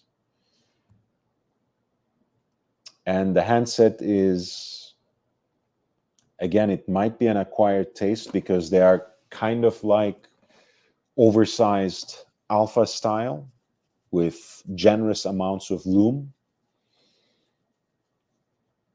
The watch is essentially a contemporary dress watch, you know, not small, but not too big.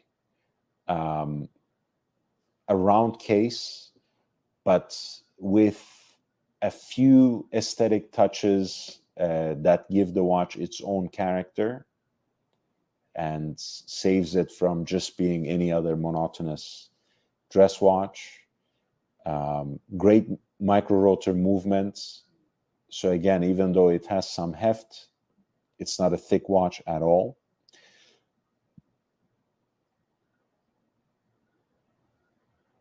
And you know, you can do worse in terms of the names that you can associate with your watch. I mean, I know Parmigiani, especially in connection with Fleurier, sounds like some sort of Americanized version of the Italian cuisine that we all adore. But Michel Parmigiani is actually one of the master watchmakers of the older generation, who deserves a lot of respect.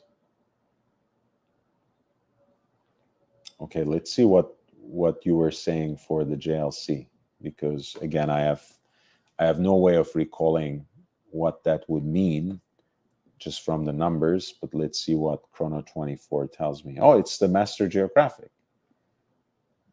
Yeah, why not? Why not? This is JLC's proprietary take on the dual time watch. And it's kind of a reprise of a mid-century officer's case, so to speak. Hinged case back. Again, you know, not the prettiest movements that you have ever seen, but also something that's more than worthy to look at.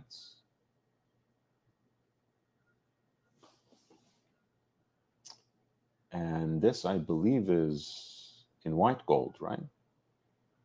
Yeah, not stainless steel.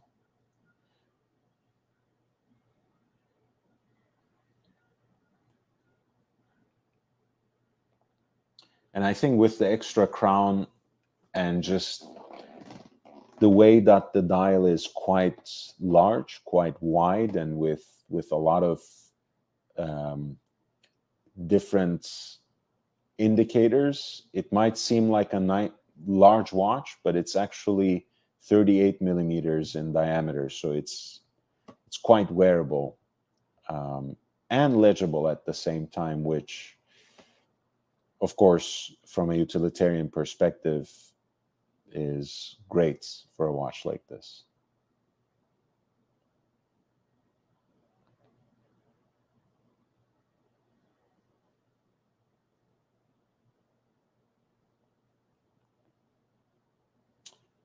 Yeah, I feel less guilty now, Nate Dogg, for choosing a watch that barely made the 10,000 mark, because Master Geographics are generally a little more than $10,000. I wouldn't pay 14 either, don't take me wrong.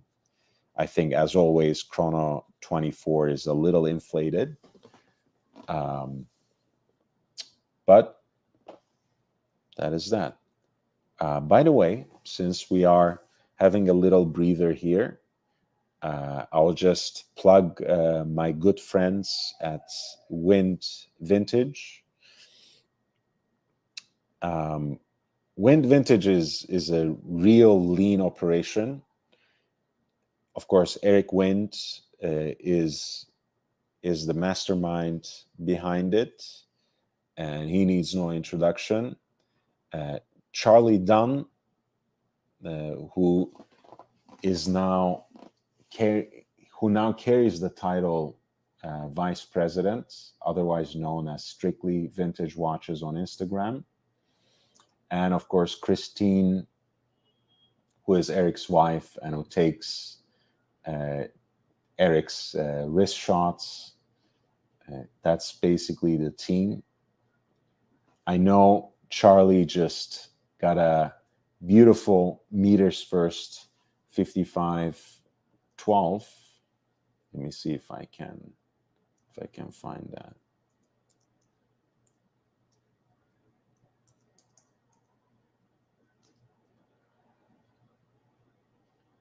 Which obviously is not for sale, but still great to look at. You know, again, it's just me perhaps, but I don't see a watch that beats a no-date Submariner. You know, I think it's still the undisputed leader of its genre. Yeah, nothing can beat it. And of course, I like my two-liner, the 5513, but this is equally beautiful. And I'm sure 5513 is slightly better. Yeah, well, I mean, you know, that's music to my ears. But this is a pretty good one as well, no? Oh yeah, no, it's phenomenal. And I'm sure it has the True Dome crystals, those modern reproduction of the classic domed acrylic crystals. That Eric is behind that as well, between them and True Patina, their watchmaker.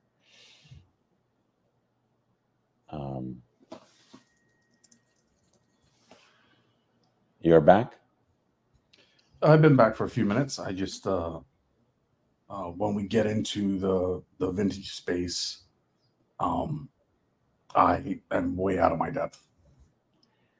Well, we don't have to do vintage, but did you have a recommendation for Nate Dogg? I think he kind of broadened the spectrum a little bit, even with his own choices. But he was saying if you had between 7.5 to 10K, let's say 7.5 to 12.5, to spend on a precious metal watch right now, what would you be looking at? Do you have any recommendations? So he was gracious enough to share his collection over on JJ's, right? He has a phenomenal collection, and it is eclectic in exactly the right way, which we recommended he come find you, right? So,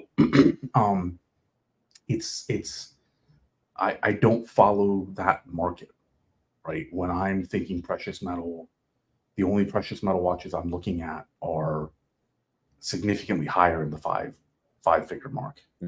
So I'm not looking at that bargain market and the IWC, JLC bargain market, the Parmigiani bargain market, and then some of the independents.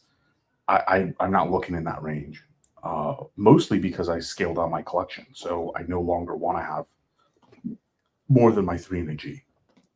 So I honestly don't have a good recommendation. You can only give away so many watches to your daughter, in other words. Yeah, pretty much. I mean, her collection now is I don't know, 16, 17 watches.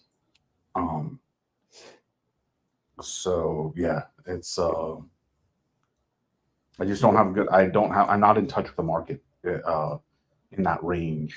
The bargain hunting, the vintage hunting. I did think when you pulled up GLC earlier, I think it's a tragedy that they discontinued so many of the Master Control, Master Geographic series in the past few years. I think that was a massive mistake on GLC's part. The Parmigiani, as you know, I've looked at the Tonda and the Kalpas. There are bargains to be had, but that's disconnected from that market to make a good recommendation. Yeah, I have a few more, especially if you dip into different case shapes. I have too many perhaps to suggest, but I'm gonna bring up a few more from the AP and Vacheron range. The funny thing is when it comes to again, I know we each have our differences with the Pontiff, Archie Luxury, but he had at some point something he called the Society of Thin Dress Watches. Do you remember that shtick? Oh my God, yeah. So within that genre, there's so much from AP and Vacheron from 60s and 70s that you can get for peanuts, basically. And I'm saying this both in comparison or relative to their more popular hype models, but also in comparison to any kind of Calatrava, right? Because even dime-sized Calatravas, because it has the Patek name on the dial, always have a premium compared to an AP or Vacheron dress watch from the same time period. Take this one, for instance.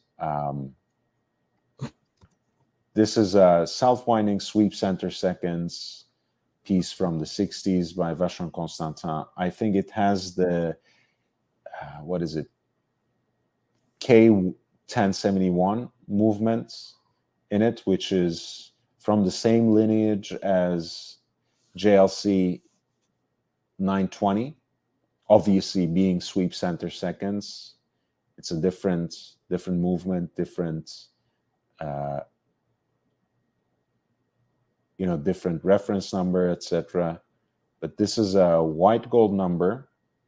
And speaking of the Tuscan dial, right, you have kind of a hatch grain finish on the bezel on this, which is a very lovely and subtle detail. When you speak of a vintage watch, I'm looking for shit like this, like I love stuff that's just small and thin. But when you have these kinds of artisanal details that they just don't bother anymore unless it's in six figures or something. It's so much more captivating to me. And a lot of times, again, these watches are so difficult to find in this kind of condition where that finish is not ruined by, rounds and rounds of polishing. So this is a Vacheron time and date piece from the 60s with the K1071 movements, ultra thin self-winding movement with a full rotor, white gold. Simple piece with a few artisanal details, classic round case with stepped lugs and a beautiful hatch grain decoration on the bezel. Again, if the Batman is a little too much, a little too ornate or different, this would be the one to get. And it's my birthday, but I'm giving away stuff apparently. So this is my suggestion. Speaking of that, by the way, I have two little things here, and I'm gonna give one for the first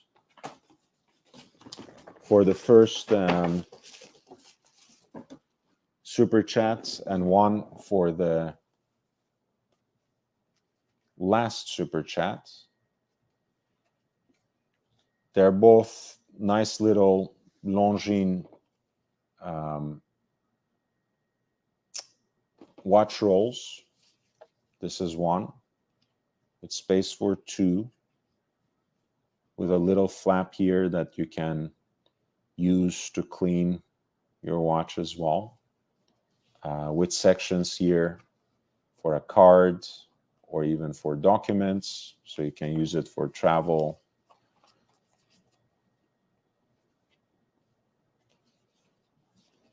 So this is one. And then there's another one. Yes, Nate Doc says I'm the president.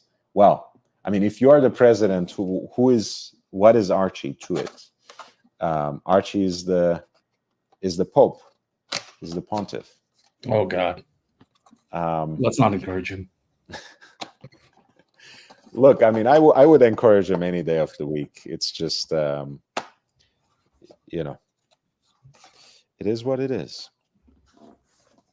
And this is a Wolf one, to say it in the proper Teutonic way. This is the one I will give to the last super chat.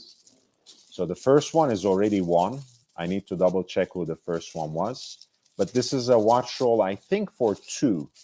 It might be for 3. I don't want to rip up the, I want to send it to you in a pristine way. So I'm not going to rip up the package. I think it's either for 2 or 3.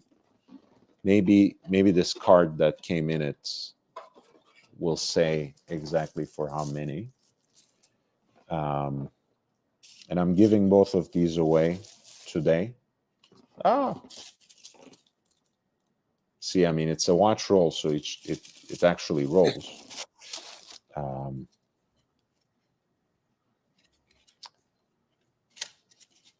Yeah, okay. I think for 2 or 3, depending on.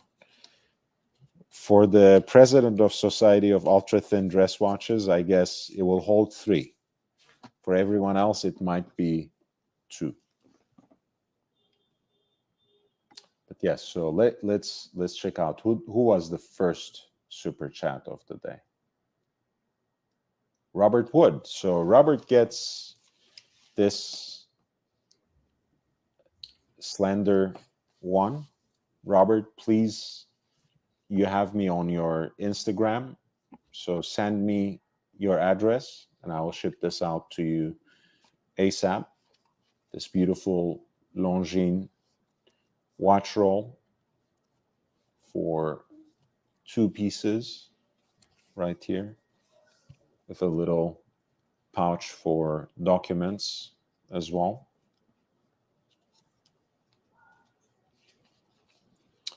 And then for the last super chat of the day, or the night rather, which is so far Baba Hotep, will have the Wolf watch roll. What do you think, Ali? What do you think? Do you use this kind of stuff at all? It is Watch rolls, well. So I've had Bosphorus make me. holders? I've had Bosphorus make me. No, At this point, Yes. 3 or 4. Ali's rolls. gone. We lost Ali.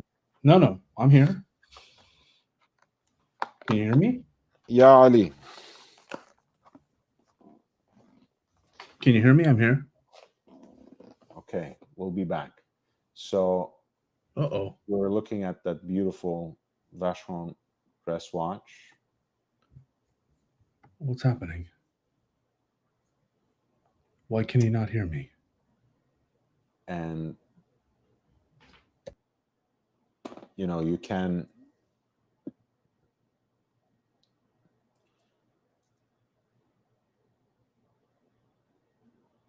again find these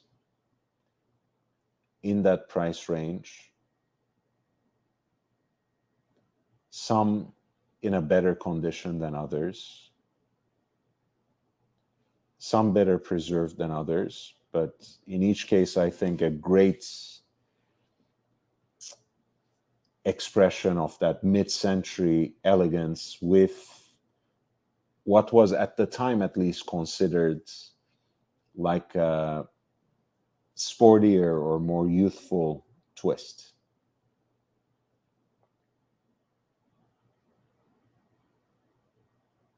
Now, if you are, or before we get to that, there's also like an AP version of this, so to speak.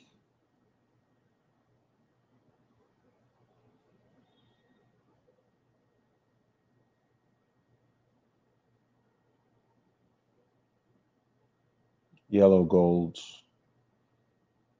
opaline white dial, obis shaped hour markers, seconds on a crosshair subdial.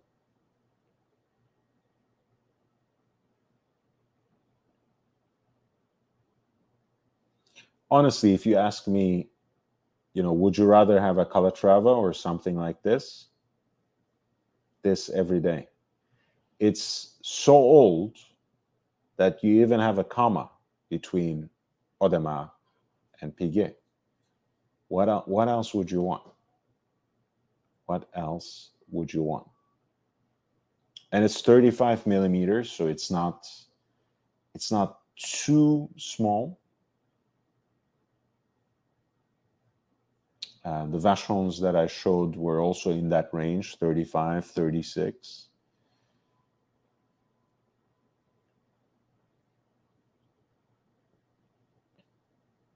If you're a little more adventurous, you have two different styles from AP. This is, for whatever reason, wrongly listed on Chrono 24 as a, of all things, Royal Oak Offshore, although it's like a pyramidal tank, like a stacked square case. A beautiful dress watch. Look at that. Roman numerals at the quarters, leaf-shaped hands, beautiful pure dial, just Audemars Piguet, no extra writing, no seconds hand, just pure elegance.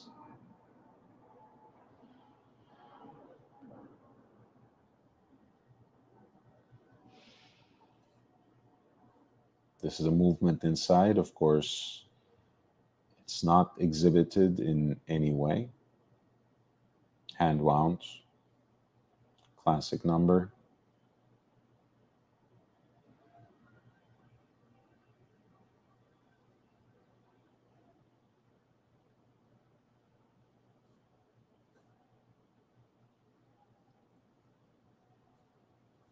And again, we are looking at stuff that's $5,000 to $10,000 basically.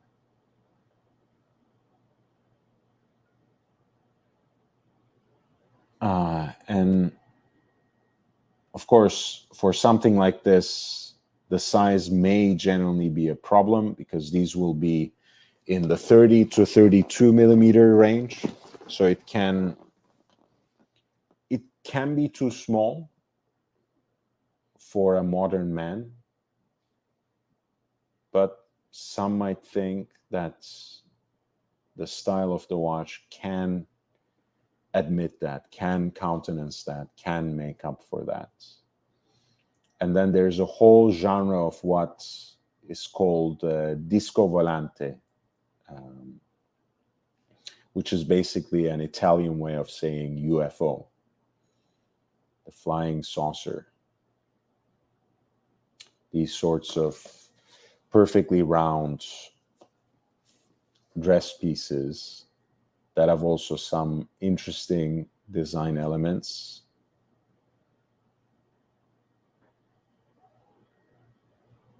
Sometimes even Art Deco inspired dials. This would be this would be a little contrived to say it's Art Deco. It's more like a crosshair.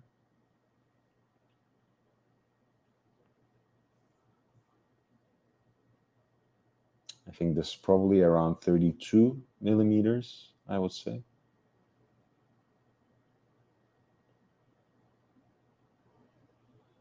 But again, very beautiful piece. Yeah, 32. Ultra thin. A lot of this is mid-century stuff. The bigger ones that I showed earlier were in the 35, 36 millimeter range. The last couple of pieces that I showed are more like 30, 32.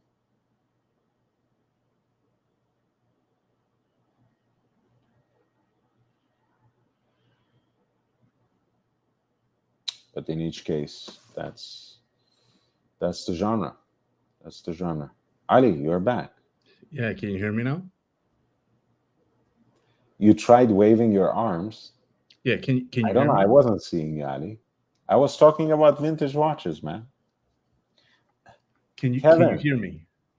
I can't hear you. The audience can. Say it again. Can you hear me? I really can't hear you. Is it me? It's you. It's me? Mm-hmm. Okay. I can hear you now. You can hear me now? Okay. Yeah, it was me. Awful. I'm so sorry. Okay. So yeah, I was actually answering your watch roll question, and you're like, I can't hear you. I'm like, so I restarted StreamYard, and Nate said that the audience could hear me. So yeah, I've had Bosphorus make me 4 rolls. I have never successfully been able to buy a roll stock and it work for my size of my wrist. I have learned to hate rolls because the Bosphorus custom ones, while they're nice and heavy duty, they're just too cumbersome and too big. So there are very few cases that work for me stock. So just the way it is. Yeah, sorry about that, man. Sorry It's about all the right. mess. So what I've been using lately is actually that black chest Nanook case, and that works well for me the way they've made it. Can you show me? I'm sure Sure. we can share your screen as well. It is. I will share my screen. I love it. All right. It is this. So it's a Nanook case, which is a competitor to Pelican cases. And it has multiple layers. And importantly, the cushions, and I don't know if there's a good picture. Here we go. The cushions are this modified peanut style, right? This works well. The peanut style cushions that IFLW ships with their Sifiona cases, and that these guys ship like this, they work well for larger wrist sizes. Mm. And the case has enough depth for it. So this is what I'm using right now for my 3NG. Nice. My left wrist Nate dog right now is floating at 8.25. But it gets up to 8.5. My right wrist is 9 inches, and it's getting bigger. It is. That No, just sounds naughty. No, I'm Nine serious. inches and getting bigger, you said? So what I've been doing is I do arm bet. Arm bet is it's like What a is social that? network for people that arm wrestle, right? So Okay. I've been doing pronation exercises and supination exercises, and the thumb pad exercises with my right hand, my dominant hand. And when you flare your fingers, your wrist, it expands right here, right? Mm-hmm. Though that actually, there's a small layer of muscles that gets thicker, and my right wrist is getting thick. It gets thicker very quickly. So yeah. So, and I'm starting to train my left wrist as well now. So I expect that to get a little bit bigger as well. Wow. But it's not going to get massive. But they 1/4 inch to 1/2 inch is totally doable. I don't know how to. Okay, you can see my wrist flare, right? Yeah. Okay, so yeah, so the more you do supination and hook exercises and pronation exercises, the more those 2 little strips of muscle there grow. And the more you do thumb exercises and this pad grows, the more the little strip of muscle here grows. Mm. And It's does cool. I'm guessing it also helps with arm wrestling as well? Yeah. It's when you want to top roll or when you want to hook, rise, various techniques depend on these odd muscles. And like I happen to live in an area with like Brad Gundy and some other professional arm wrestlers, and when they show their pronator muscle like bulges here. It's really weird. They're just muscles that you don't develop for any other reason. So, kind of for my own mental health, I've been dealing with health problems. I decided to get back into arm wrestling because it gives me a nice little social thing to do. So yeah, dude, I have. You don't use grip tools, right? Because it puts your wrist in a bad position. So there's like different types of techniques you use specific to arm wrestling, and my wrist is getting bigger. And it's funny. It is not good because I had to resize some of my watches, and then I got COVID and I lost like 15 pounds very, very quickly. So we'll see what happens if I regain that strength in a few months. So nice. I think it was somebody said that they wanted to do it intentionally. I'm like, it takes a long time. Like I've been doing this for a really long time before my wrist grew like 1/8 of an inch, right? So doing it intentionally is not easy. Wow, this is so much gain for people who are so self-conscious about their wrists in the watch community. That you should use this to make some money for yourself. Don't give it away so easily. No, I was telling somebody it's actually super easy. So the pronation exercises, and then like a bucket of rice and digging in flexors, and then rotation exercises, and your wrist will get bigger. Like they will. Like, so if you want bigger wrists, they will get bigger. Like the bone, obviously, if you wear your watch right on the bone, that's not getting any bigger. If you wear your watch right above properly, that is going to get bigger. I mean, honestly, I was never interested, but this is really some serious information, because I know a lot of people who just feel really bad because they have small wrists. Yeah, I mean, it wasn't intentional on my part. My wrists were already big enough. They were already 8.5 inches, right? I know. It wasn't intentional. And then suddenly my watches were getting a little snugger. I'm like, what's happening? Yeah, in your And case, I think it creates more problems than it solves yeah, anyway. it creates more problems, but it's good for arm wrestling. So Interesting. You learn something every day. Someone was saying in the chat either yesterday or a couple of days ago that, you know, one of the watch people said they got bigger wrists because they were doing rock climbing or something like yes, that. yep, yeah. If you take a standard grip tool, this isn't good for arm wrestling. What you do when you want to do exercises arm wrestling related, you don't want to use it like a normal grip tool. But if you grip it, you're between your thumb pad and your bottom two fingers, or if you take a smaller one and you just grip it with your thumb, you will grow your wrist. Like you just will. If you use a rice bucket and you dig and you grab, and then on the way up you twist and you expand your hand, you will grow your wrist. And if you want like a specialized tool, That's some Bruce Lee type of shit, man. The rice. and if you want a specialized tool, they sell these. You can tighten the tension and you can slide up from the grip to the fatter part. You will grow your wrist. You just will. The rock climbers, all that flexion, they'll grow their wrist. Can you say that part about the sliding to the fatter part of the stem again? Yes. Ali, just so people exactly. get the meme. You can see the narrower part, you slide to the fatter part. You can grow your wrist.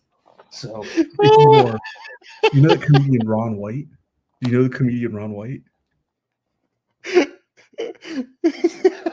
Sorry. No, do you know the comedian Ron White? No, I don't. So he was on the Blue Collar tour with Jeff Foxworthy, but he used to make a joke about his phallus, where it's I think it was like 2x4. It's like, you know, it's much wider than it is longer. He used to call it a cheese wheel. So if you have a cheese wheel, apparently you can grow your wrist.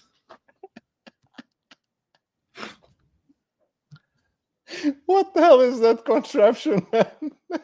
It's made for grip strength. So you have tension and you rotate it.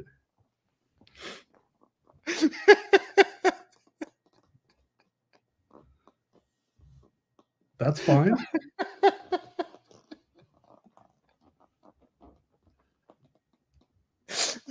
Sorry.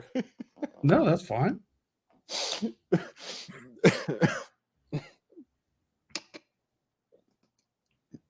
I think I'm good. No, you said the rock climbers. I forget who it is. I think that's a rock climbing. The rice bucket stuff is rock climbing as well. So yeah. No, rice bucket stuff. I've heard of, you know, martial artists doing stuff like that. But It has the knobs. So you're enjoying this, so let's let you enjoy it a little bit more. It has so Nate's enjoying it. It has the tension knob. You can increase the tension. So yeah. you're increasing the tension, all right? For sure. Yeah. It's a favor of Ross Rachel Brady. I can see that.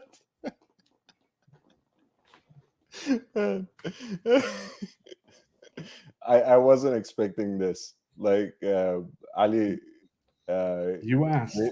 the gift memberships are great, but this is such a wonderful gift. Thank you for doing this. I'm glad you were enjoying this.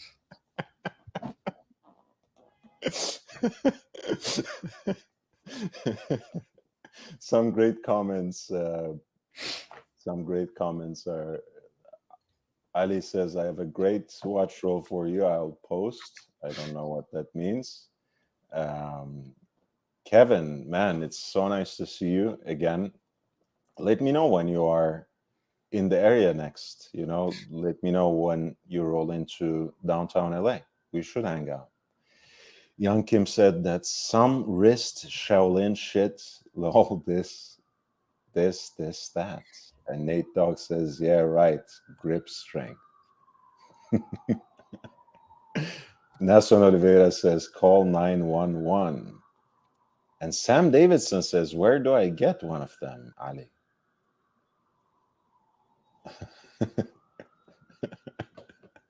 Yeah, I'm too old to laugh this hard. You're right, Nate. I should calm the fuck down. But look, I mean, it's great. My social life revolves around smoking. So I wish I was arm wrestling. That sounds healthier. I know you smoke as well. But It's something that I used to do when I was back in DoD space a long time ago. back And in it the was what enjoyable. space? When I was back in Department of Defense space a long time ago. Okay. So I enjoyed it and I wanted to get back to it. It gets me out of the house and more than because I'll only go to the cigar lounge once a week, right? If I make too much of a habit of that, it's going to be very bad. Mhm. This is, by the way, Nate Dogg. I went kind of all the way back when you were referring to your Piaget piece. I believe it should be one of these. Yeah, they make some great thin dress watches.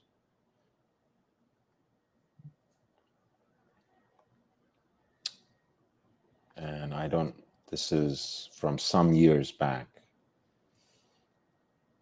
but it sold for 62,500 in Hong Kong dollars, which is about 8,000. I'm sure they are probably maybe right around the same price point or maybe even less.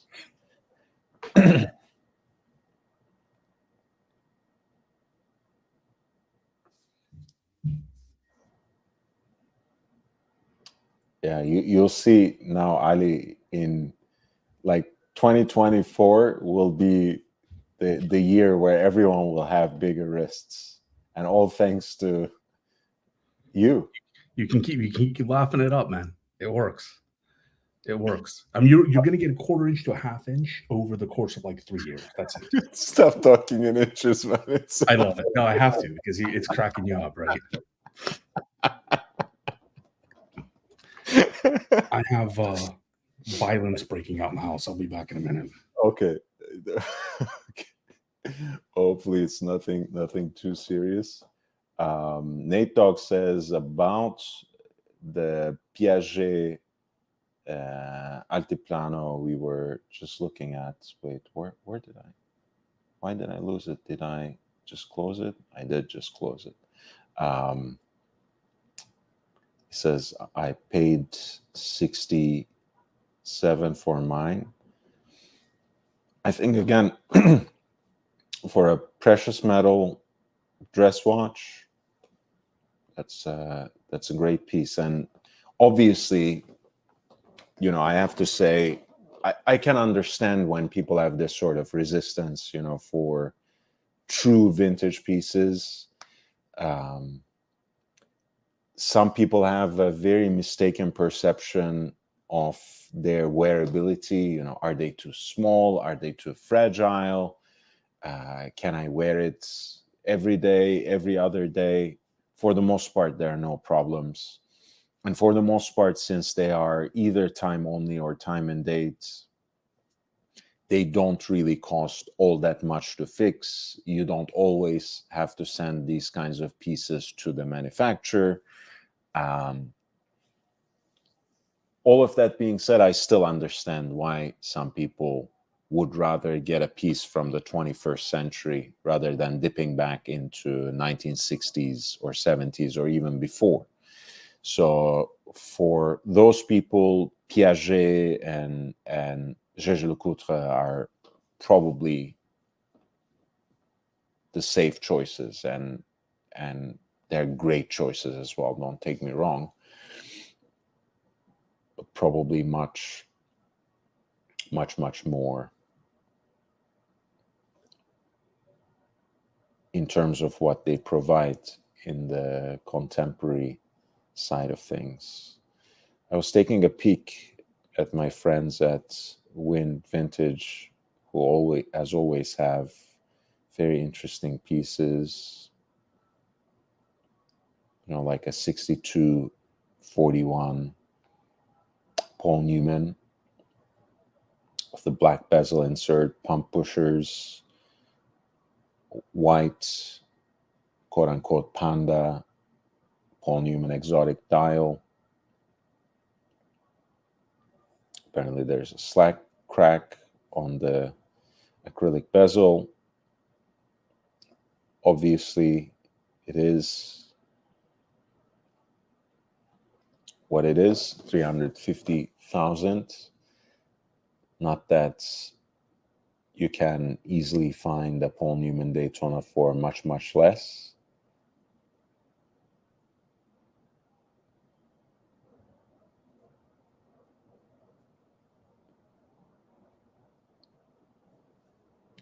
Nice riveted bracelets.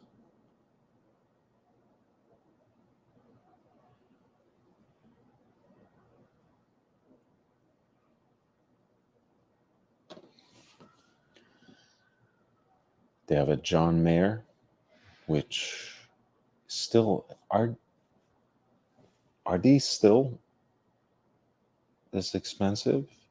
Oof.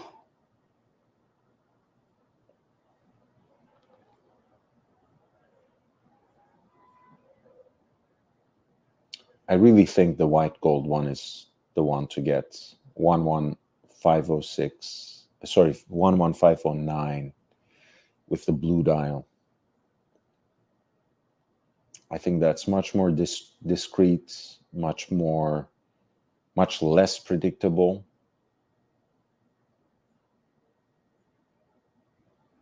And just all around a cooler watch. But, you know, I guess it is what it is.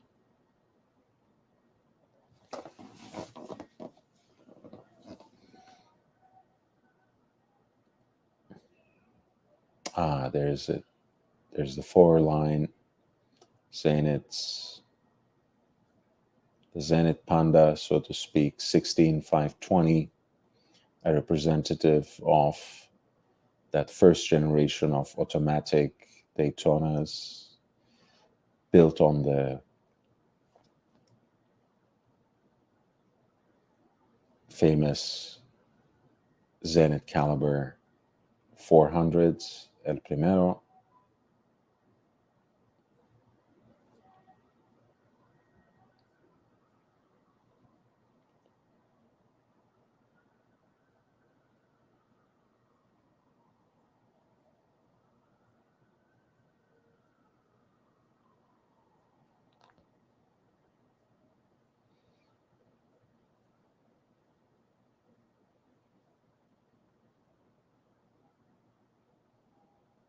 There's a Sly Stallone, so to speak. Nipple dial, 4 digits. Of course, Sly's was actually bought from Tiffany and Company, so it had that extra line here on the stack at 6 o'clock. So that's a good buy. They are back to under 40. This one just has lots of charisma, unpolished. You can still see the original chamfers on the case. Man, a gold sub is a gold sub. I don't think, there are certain things that don't get old. I know I was just raving about the no date sub, which is really, if you have only one, is the one to get. But if you are dabbling in precious metal, especially when it comes to vintage Rolex, how much higher can you go? Maybe a gold Daytona, of course, but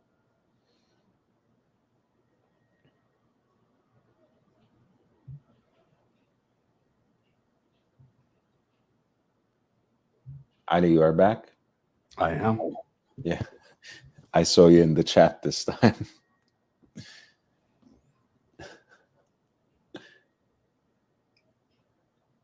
Yeah, what do you think about the gold sub, the 1680?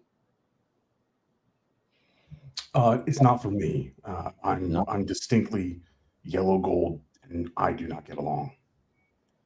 Are you sure you're Persian? Well, again, like Muslims shouldn't be wearing gold of any sort, but like, the compromisers don't wear yellow gold. So you're right. It's a weird thing, but I'm just not into it at all. But you're right. You're absolutely right. Yeah, no, I mean, this is a very cool I mean, this piece. is quintessentially beautiful. Like, it just is. Just not for me. Do you like precious metal at all beyond Yes, yellow I like gold? white. I like white, platinum, and rose. So anything but yellow gold, basically. Yeah, Because yeah. you I like mean, stainless steel as well. I would like to. I mean, obviously one of my Roman Gauthiers is platinum. Right, and I would like to get a rose AP. Mm.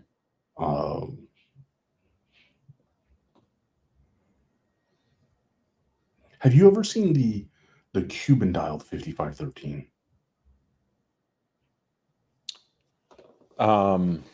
What does that mean? Are we talking about kind of like the root beer Submariner, No, it's like the not. patina, or It's the 5513 that was sold in Latin America, Cuba, also with a Jubilee style bracelet. I think I found something similar on Chrono 24, but I'm not sure if if we are talking about the same piece. Let's see. This is what I found, and it is matched with, incidentally, a Jubilee bracelet. Exactly. Yes, This is the Cuban dialed 5513 gilt. It's a gilt dial, yeah, particularly patinated, it seems. And you're right next to a watch like mine, which has a much simpler, let's put it this way, matte dial, and that's a glossy gilt dial that has patinated a certain way. Yeah, they almost look like different watches, honestly.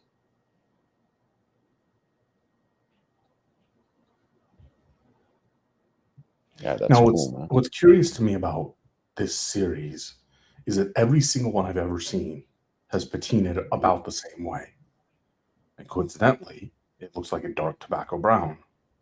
But every single one is patinaed the same way, which to me is very unusual. Yeah, I mean, it must be for that. That's the only reason I can actually wrap my head around a common origin, right? Because the reason we see a lot of these variations in the ways that the luminous material ages differently from the dial to the hands, and the dial itself ages in a different way than the bezel insert, so on and so forth. Of course, some of it is difference in materials, some of it is difference in sources.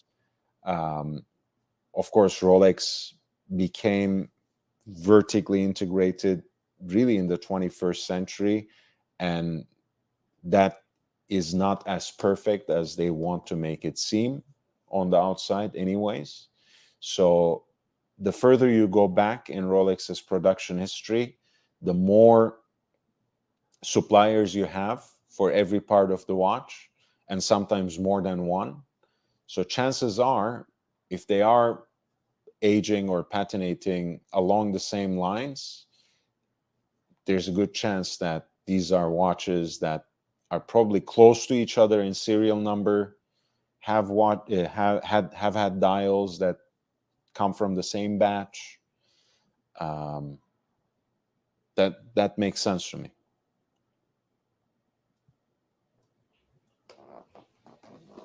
And yeah, it does say it comes with the original Josque or Josque's Jubilee, made for Latin American retailers. Originally sold in Cuba before its owner emigrated to Miami.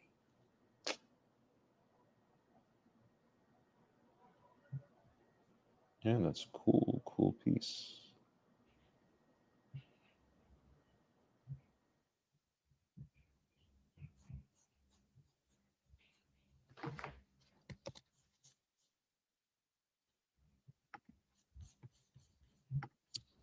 Fascinating.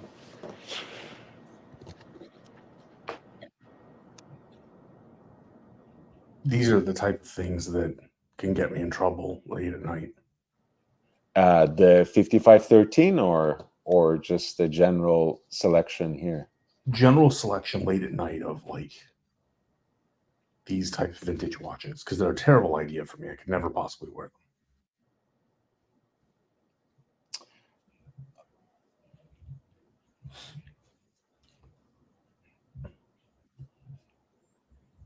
Interesting. They have a titanium.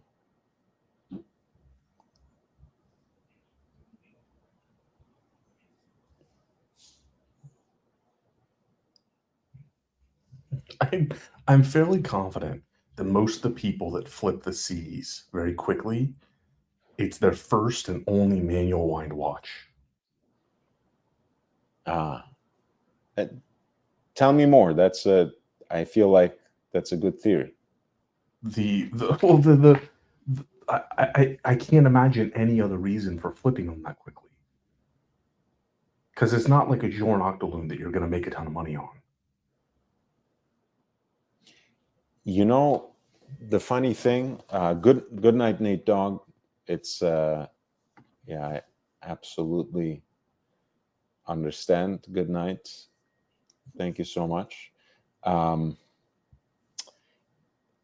You know, when Eric was here last time, we were just talking about random stuff, and he was telling me all these theories. All his stories about how he would sell 4-digit Daytonas to clients like on the other end of the country, and they would send him the watch back saying it doesn't work, you know, that it doesn't keep time,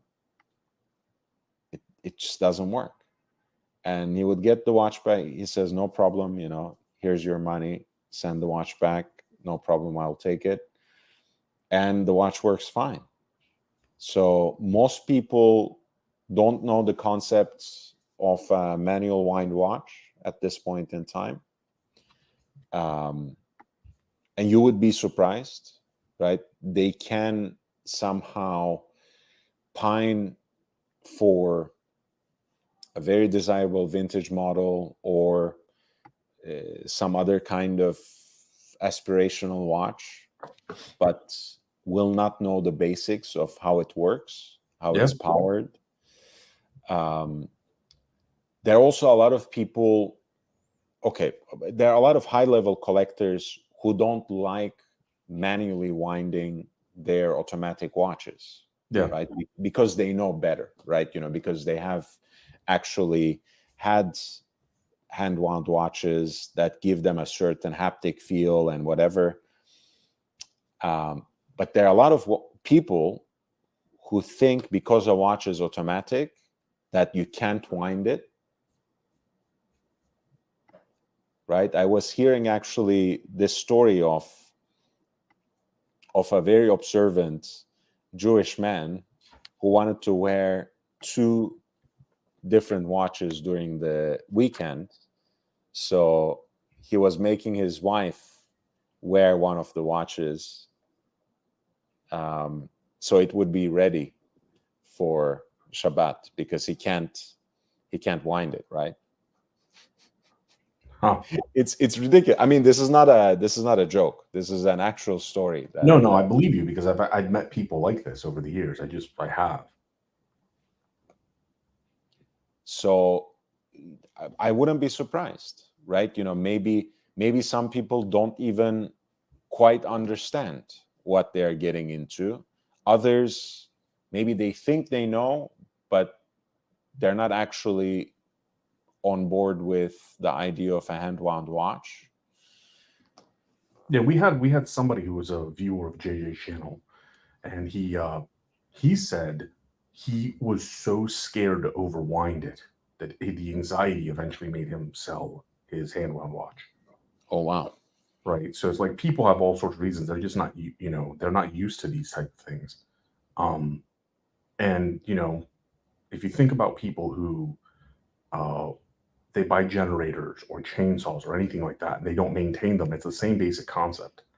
Like there's a certain degree of needing to be able to, be able to care for these things. If you're not able to, if you can't handle a chainsaw and maintain a generator season to season, if you can't oil and lubricate, do basic things like that, then a hand-wound watch is probably too much for you. Makes sense. Makes sense. I think you're onto something there. Although I think the C, you can't overwind the C, I don't think. A lot of the modern hand-wound movements have that sort of protection. That I know for a fact. I will have to double check it on the C, but I don't think you can actually overwind it.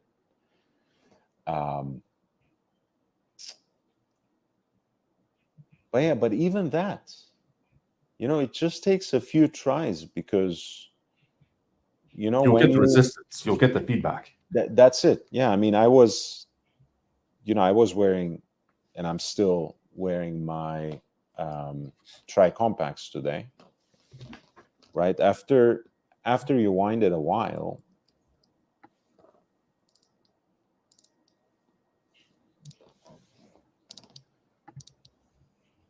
you see it gets to that level where it throws you back in shorter intervals, basically. Yeah. When you wind it, you can start feeling how the mainspring gets tighter and tighter. And at some point, you let it go because it feels like you will be overwinding it. So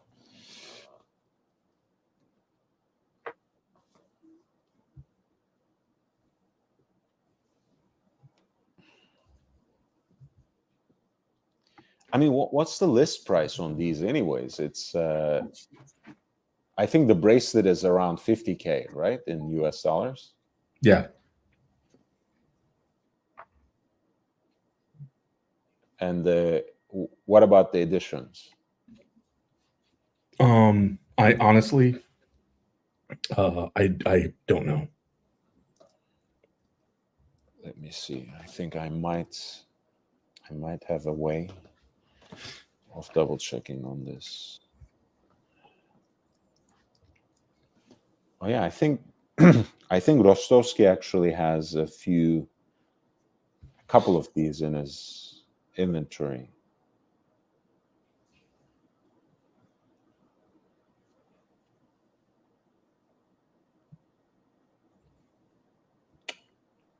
He has the bracelets. Okay.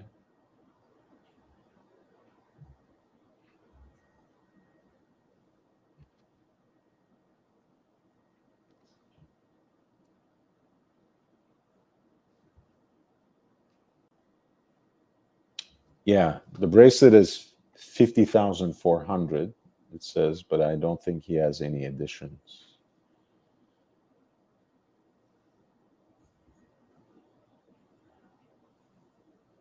Wow, the logical ones, it's that expensive? Oh yeah.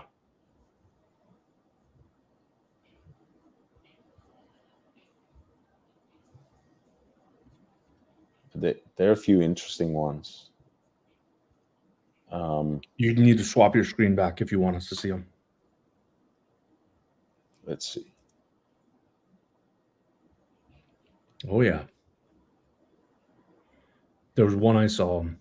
It was I don't know if it was a piece unique. I know it was super limited of the Logic One. It was 180 something. And Mm.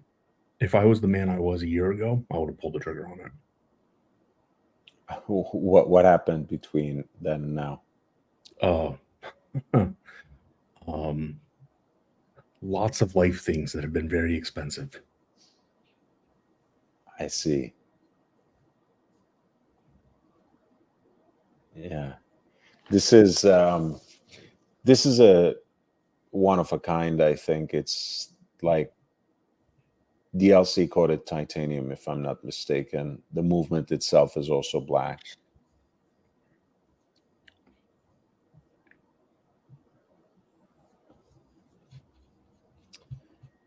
And it's actually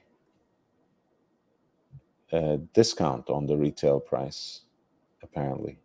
I mean, it's pre-owned, of course.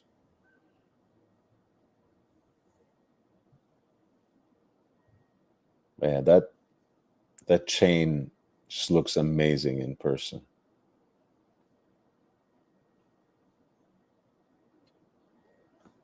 Wait a second. I think there's another one. Yeah, there's a white gold one that's a little more expensive. But it's discontinued because apparently there's going to be a new complication. I mean, they discontinued the Logic One for the Insight, right?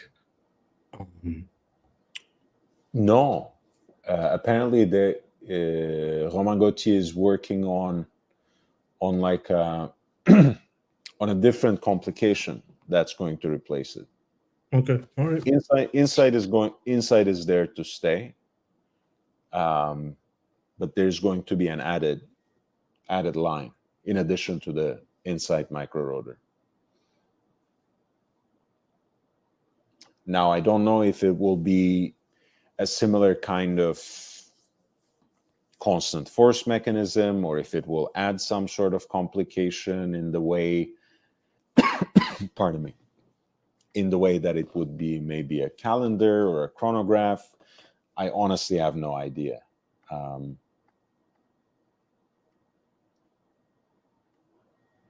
But yeah, something else is going to be added.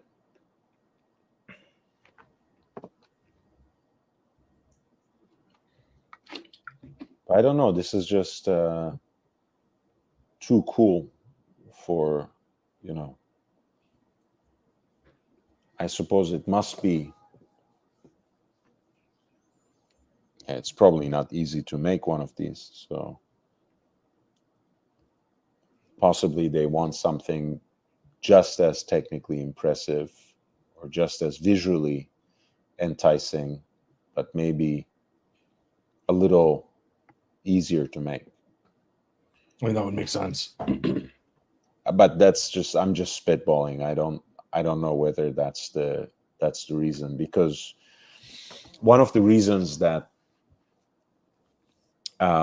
he wants to dedicate the new manufacturer to Continuum is because he wants to make sure that all the other watches are going to be, he's going to continue to build them in the same way, with the same attention, with the same man hours on and hand finishing and everything on every single piece. And then the Continuum is going to be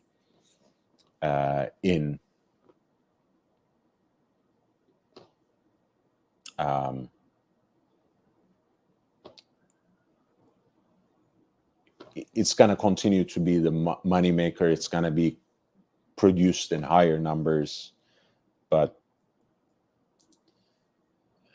basically will have a life of its own. I don't know if I'm happy about that or not, but I still have mine on order. So yeah, I don't think that will change in quality either. I think ultimately it's not, it's not it's a time only watch, right? It's not, hey, professor. Happy birthday. Thank you. How you been? Very good. Well, this is a young professor. I haven't seen this before. This image, this avatar. Yes, it's to tease people. Tease them on the teasy. How you been, I'm okay. Professor? You know Ali? Ali. Hello, Ali. Very nice to hear from you. Hello, Professor. Hello. Are you better now? You seem better. You sound better. Yeah, I'm definitely better than I was last week for sure. Ah. Thank you. Excellent. So very nice. Mm. I was gonna grab a cup of water.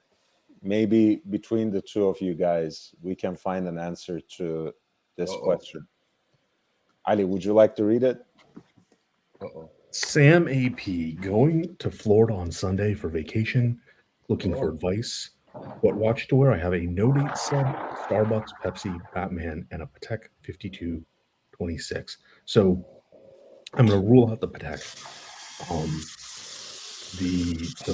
My experience with Pateks in Florida have not been great, and my brother's experience has been great. I think,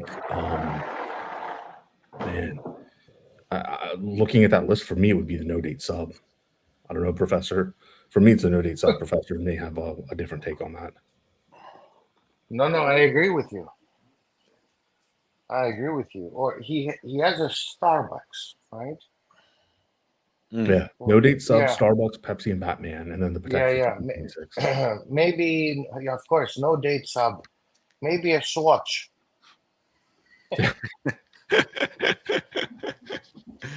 Of course, you would say that, Professor. Why a swatch? Well, it's neutral. It's neutral. Is it? No value, and you don't get all the attention. Patek is great if you're going to. I wouldn't say Geneva, but it's good to wear inside your house.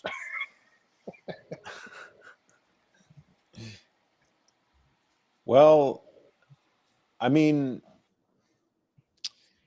you're the Florida man, Ali, so I will have to defer to your judgment about this. 5226 is not my favorite Patek by any stretch of imagination. I can see the appeal, but to me, sometimes, lately, especially the last, shall we say, 5 to even 10 years, Patek tries very hard to push the envelope from their own conservative mold. They're trying very hard to break the kinds of conservative codes that they have themselves exemplified for such a long time, that sometimes the experiment, I think, goes awry, for my taste anyways. But the 5226, for what it's worth, and again, please, this is just my opinion, Sam, I hope I don't offend you by this, is a Patek that doesn't look like a Patek. So unless it's either another watch guy or someone who is there to spot and actually try to rob you of your watch, I don't think anyone will recognize it any more than a good-looking watch. So the 5226, for that reason, doesn't strike me as a bad choice for a nice trip, because it is, it can be a good dress watch for a modern, for a contemporary occasion, but it's also very sporty.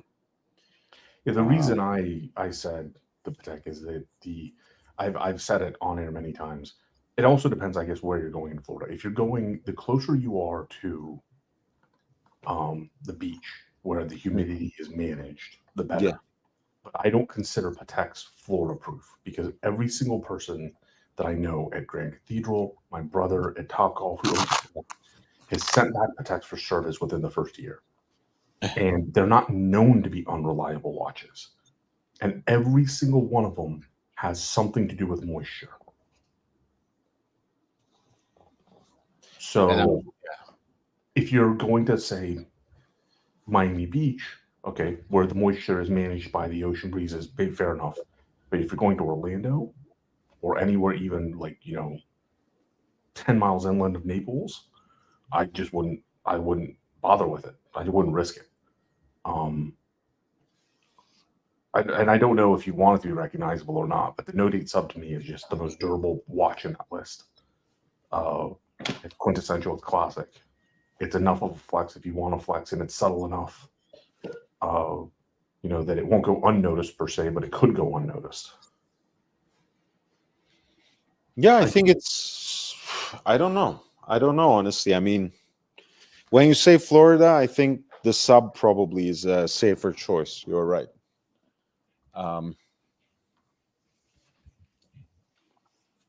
Of course, if you're having a lady next to you, probably you should worry more about the lady rather than the watch. And she's beautiful. Then you'll get all the attention.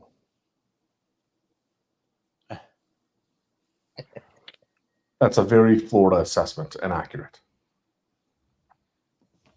You said inaccurate or accurate? Accurate. Oh, accurate. Yeah. So maybe he should worry more about his companion than the watch or the car. That's possible.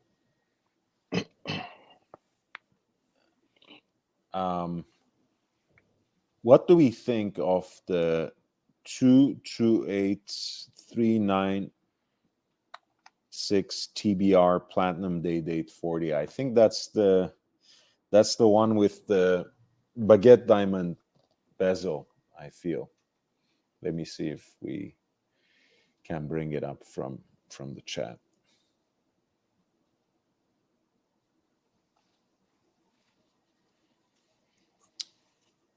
Is this it? That's a very nice way of spelling Patek Philippe. Is this what you mean? Oh.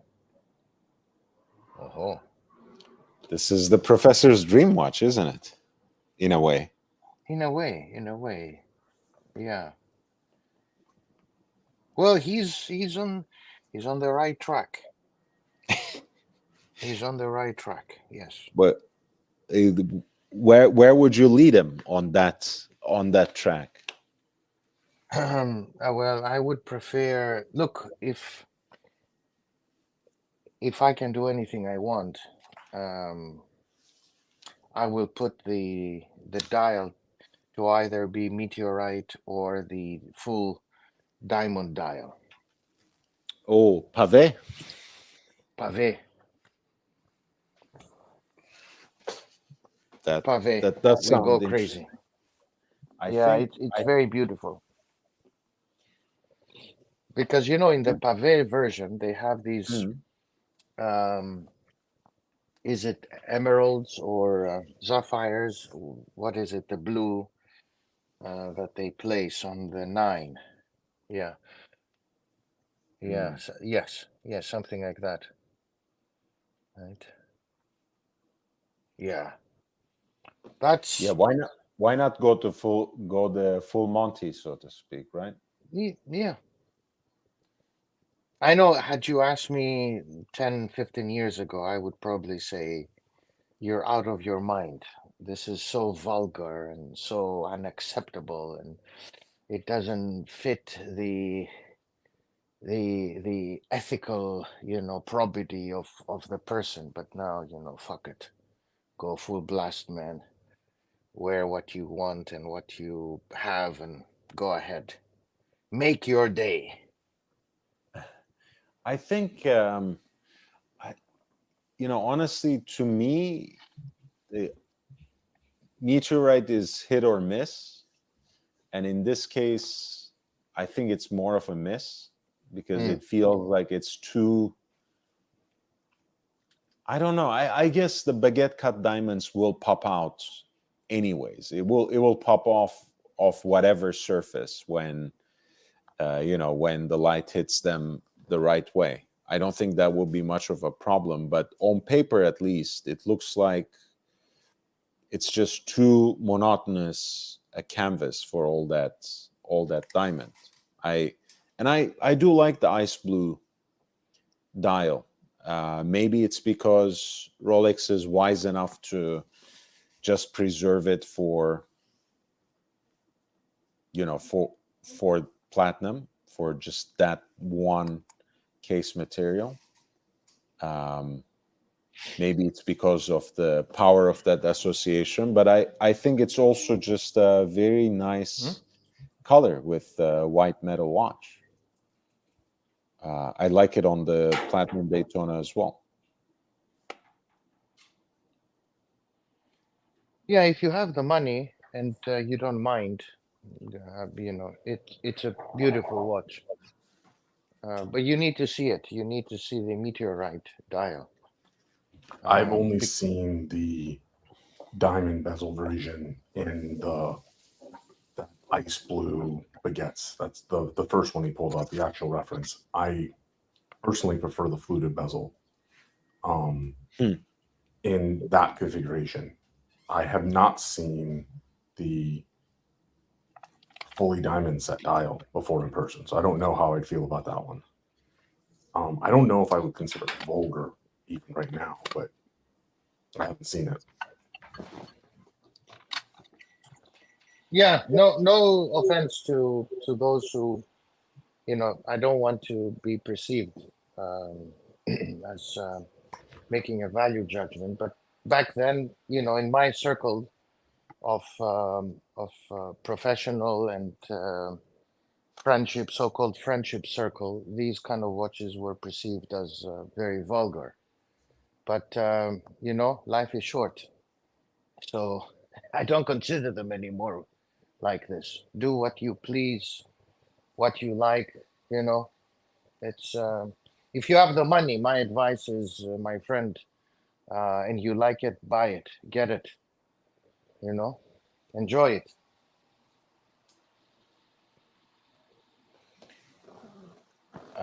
I also have an olive day date 40 white gold. I like that. I like, speaking of Oh, dials on very a day nice. date, I like that olive green as well. Um, Well, if you want to go a little bit so-called, I like when people use the word subtle, subtle. You can go uh-huh. for a platinum version. Um, I had a friend. We both flew to Geneva, and um, he purchased the olive green platinum. Platinum. Platinum. The- He loves it. He's one of those guys who says, I love the watch. I'm wearing a 70. How much was it now in what currency? 72 Swissy, 72,000, 73. But nobody recognizes that this is platinum. They think it's a day just. He's younger than me, and so he's into this subtlety. Whereas I say, fuck it, just wear the yellow or platinum thing and man, enjoy it. Forget what people tell you. Of course, if you go to Florida and you wear a platinum with diamonds, you should be careful. Or funny places that has criminality and all of that, but you shouldn't, worry about what other people think. Sam I'd Davidson, let, yeah. thank you so much. £5. Thank you so much. I appreciate you. I was gonna say, unless you have a work environment where people look at your shoes and your clothes and your watches, and your boss wears a cheaper watch than you, then you're into politics and all of that, which I hated when I was in the banking world for too long. And but if you're free, wear what you want. If you're liberated, That's always in question, Professor.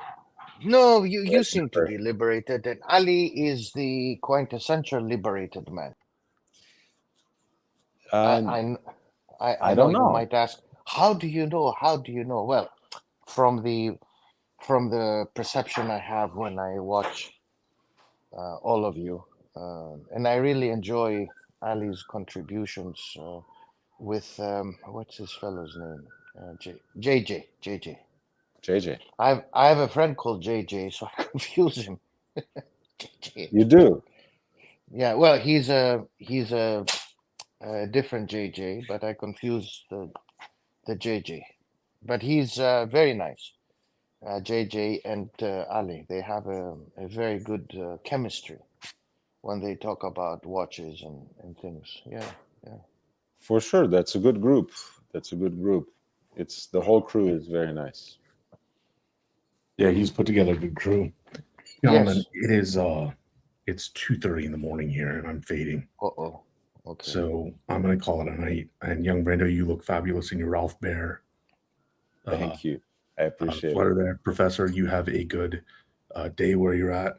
Thank you, sir. Ali, great to hear you and to see you. Fantastic person. Thank you very Thank much. you for the well wishes. And young Brando, happy birthday month. I'm glad Thank you you. made it. And you guys have a good night, and we're in December now, so Yes. a good holiday season. Thank you. Thank Happy you. holidays, Ali. Thank you, Ali. I'll pop in one of those days at your show with JJ. Sure, absolutely. Everybody's welcome. Thank you so much. You guys take care. Bye-bye. Take care, Ali. Then there was two. And there was two. How are you? How you doing, my man? Good. Nice to see you. Nice to have you back. We lost your avatar. We lost that new drawing, El Profesor drawing. I'll bring it back. Please do. I'll bring back the old avatar. No problem. Yes, happy birthday. Mine comes next month, January. Nice. Yeah, we're together. Almost. Bandits. Yes. Oh. Almost. How you been? Yeah, you good. Good. You read my article. Did you like my article Yes. about the people from the region? Yes, the region. The region. Yeah, it's the region is interesting, as you know. I don't know. I don't. For the most part, I don't even want to talk about it. But yeah. I know. But thank you for sharing that. I look very dignified in that mugshot. You see the professor with a suit, very, very interesting. And the guy next to me, the co-author, he was my external examiner for my PhD. Yeah. How funny life is. Wow. That's an interesting link up. Yeah, he's of course he's an authority on this specific country. So I was asked to write something, and I called him and I said, "Hey, man, how you doing?" "Well, I'm getting old, John." I said, "Okay, let's write something together." That's also that picture is also a younger version, I feel, right? Of Professor. Yes. Of course. And I think it's the banker more than the professor with the pinstripe suit and everything. Yes, No? it is. You're absolutely right. I got the suit from London, It's the one with the stripes. I liked it, and I No, still it's a, have it. By the way, it never dies. This thing. good suits, good jackets. They have a long life. I have a lot of stuff that's been with me for decades. Yeah, and yeah, correct. Yeah, shoes. Nice. I like this. Yeah, shoes and suits. But yeah, it was an old corporate picture, and I use it, so that professor can look distinguished from time to time. I think I pissed off the entire leadership of that country with that article, but that's okay. That's what a professor does. It's okay, Professor. It will change. It will change with the season. It will Um, change. Next year they will have a different leadership. Yes, exactly. Ah, very well said. Excellent. I mean, I'm just saying it, but you never know. You never Yeah, know. you, It's you never know in these things in our fair region. because at the end of the day, it's not like these are elected offices, right? It's not like you actually have to be elected as a president, even if you No, you just are. take over. Your Take over the. your You days take may be over. limited. Yeah, yeah. It's actually worse. Being an elected um, leader in the region. So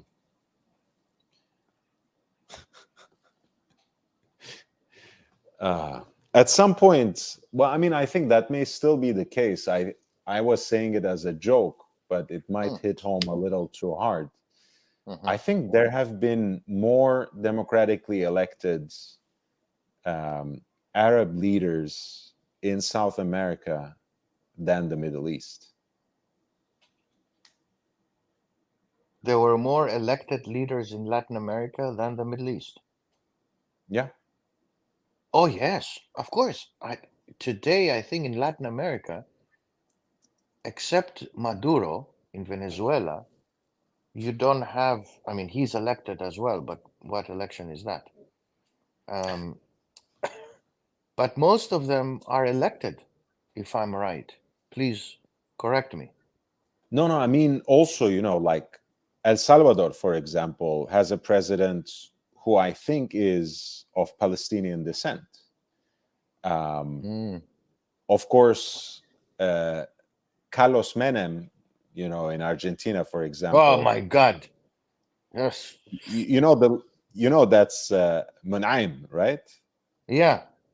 Okay, so like between the different leaders that El Salvador had, Argentina had, I think at some point Honduras actually had an Arab president as well. But yeah, between all these different countries, I think you had more democratically elected Arab leaders in Latin America than Middle East itself. It's it's a mystery. It's a mystery. I am fascinated by the new leader in Argentina, I the don't new know anything president. about him. Can you educate me on that? I haven't followed that Well, at all. it's funny. I tell you, the reason why I'm fascinated is that in October, I was invited to a gathering. It was a very a specialist gathering with Mhm. like top policymakers.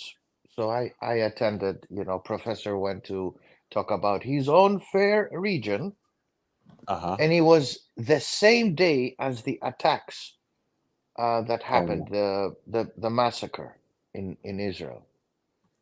So it was yeah. October the 7th. I remember that clearly because in the morning, one guy said to me, hey, Bob, did you see what's going on? I said, yeah, it's horrible, man. Oh, please come back and say something. So I went back again. I was exiting. I went back, said something, Not that it made any sense, but anyway. And I met the team, the economics team of this new guy, uh, going for the as a presidential candidate going for the presidency of Argentina, and they were all lunatics. You know, my comment was, are these guys going to run Argentina? Because Argentina is in, you know, very bad shape. And I met these people and I said, you know, these are all raving lunatics. They're gonna drive the country even further down, because this is what they said, which was very interesting. According to their leader, he was going to disband the central bank. Okay. Okay. And then he's going to dollarize the economy. And then he's going to do away with the Ministry of Health and Education. Right. So when they said these things, I said, okay, how are you going to do that? You know, it's like Ecuador when they announced that they'll use Bitcoin as their official currency. Uh-huh. You know, Latin America has this tendency for such big, you know, announcements that are empty-handed. Venezuela and all of that. So, and when you actually follow this guy in Argentina, the new president, and you look at what he says, you say either the guy is brilliant and it's going to work, or he's a complete lunatic and he's going to destroy the country. I mean, it's fair to say that the country is already destroyed massively over the last 25 years. I mean, you have destruction of wealth all across the social, economic brackets of the country. So this is a guy who's single. He is my age, an economist, believes in What's his name cutting. again? I forget. If you look it up, you will see. And he looks like Elvis Presley.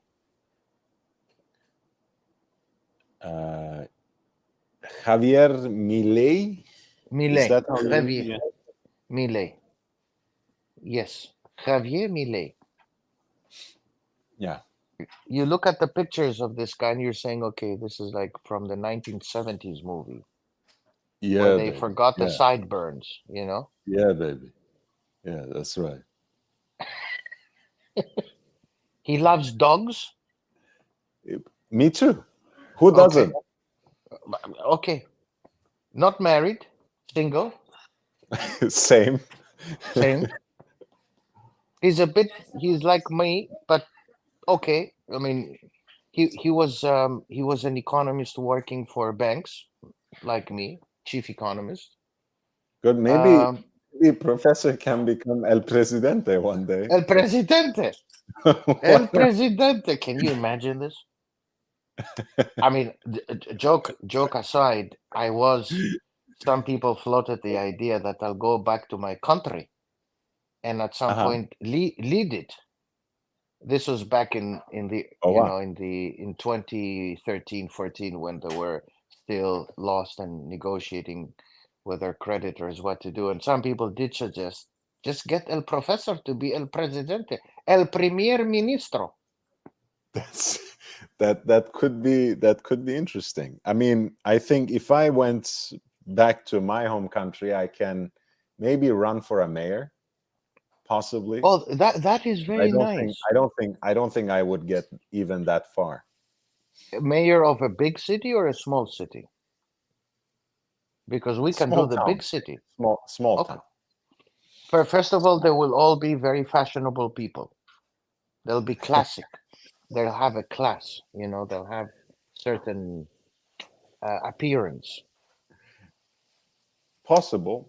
I will just put some rain boots on and get to work. Roll up my sleeves, and you know, make a campaign like an American politician, and it's set. The first act I will make is the foreign affairs of the country is going to be run by Rolex. Did you read that? By the way, I don't think we spoke about this. Did you read the Neue Zürcher Zeitung article that talked about how Rolex throws its money around in Geneva? No. No. No, Okay, we didn't speak about it. No. because they first published it in German and then published an English translation, which they are very judicious about lately. So this is the English version. Rolex earns billions every year. Mm-hmm. Where does the money go? Uh-huh. Okay. It's an article from about 2 months ago in English. I think maybe it was late August when they published the German piece. So it's a little older now, but they basically talk about, very shortly, they talk about the history of Rolex. Mm-hmm. I think they even have a link to this weird early interview, a video recording. Oh, there it is. It says Rolex's discretion is legendary and has hardly changed over the years. Hans Wilsdorf, who founded the company in 1905, gave a single public interview in 1959, and a few months before his death. The video recording serves as a valuable historical record, but the native Bavarian did not disclose any business relevant information even then. And then, they go into how much money they dedicate to charities and sponsorships over a year, and how much of it goes where, and how they have become over time more sensitive to concerns of the public, because apparently in the past they have done some projects, like making a bridge and naming it Wilsdorf Bridge or whatever, and no one asked for it, and some people opposed it, but they made it like a fait accompli. And anyway, so it was an interesting piece, ultimately coming to the point there that you maybe articulated in a different way, that they basically are running the affairs in Geneva anyways. Yes. Yes.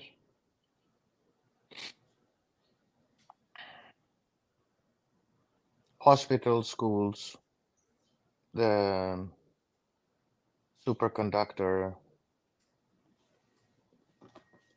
they referenced sports infrastructure from time to time, as you said, but it does. Yeah, they apparently saved Servette from certain bankruptcy at some point. Yeah.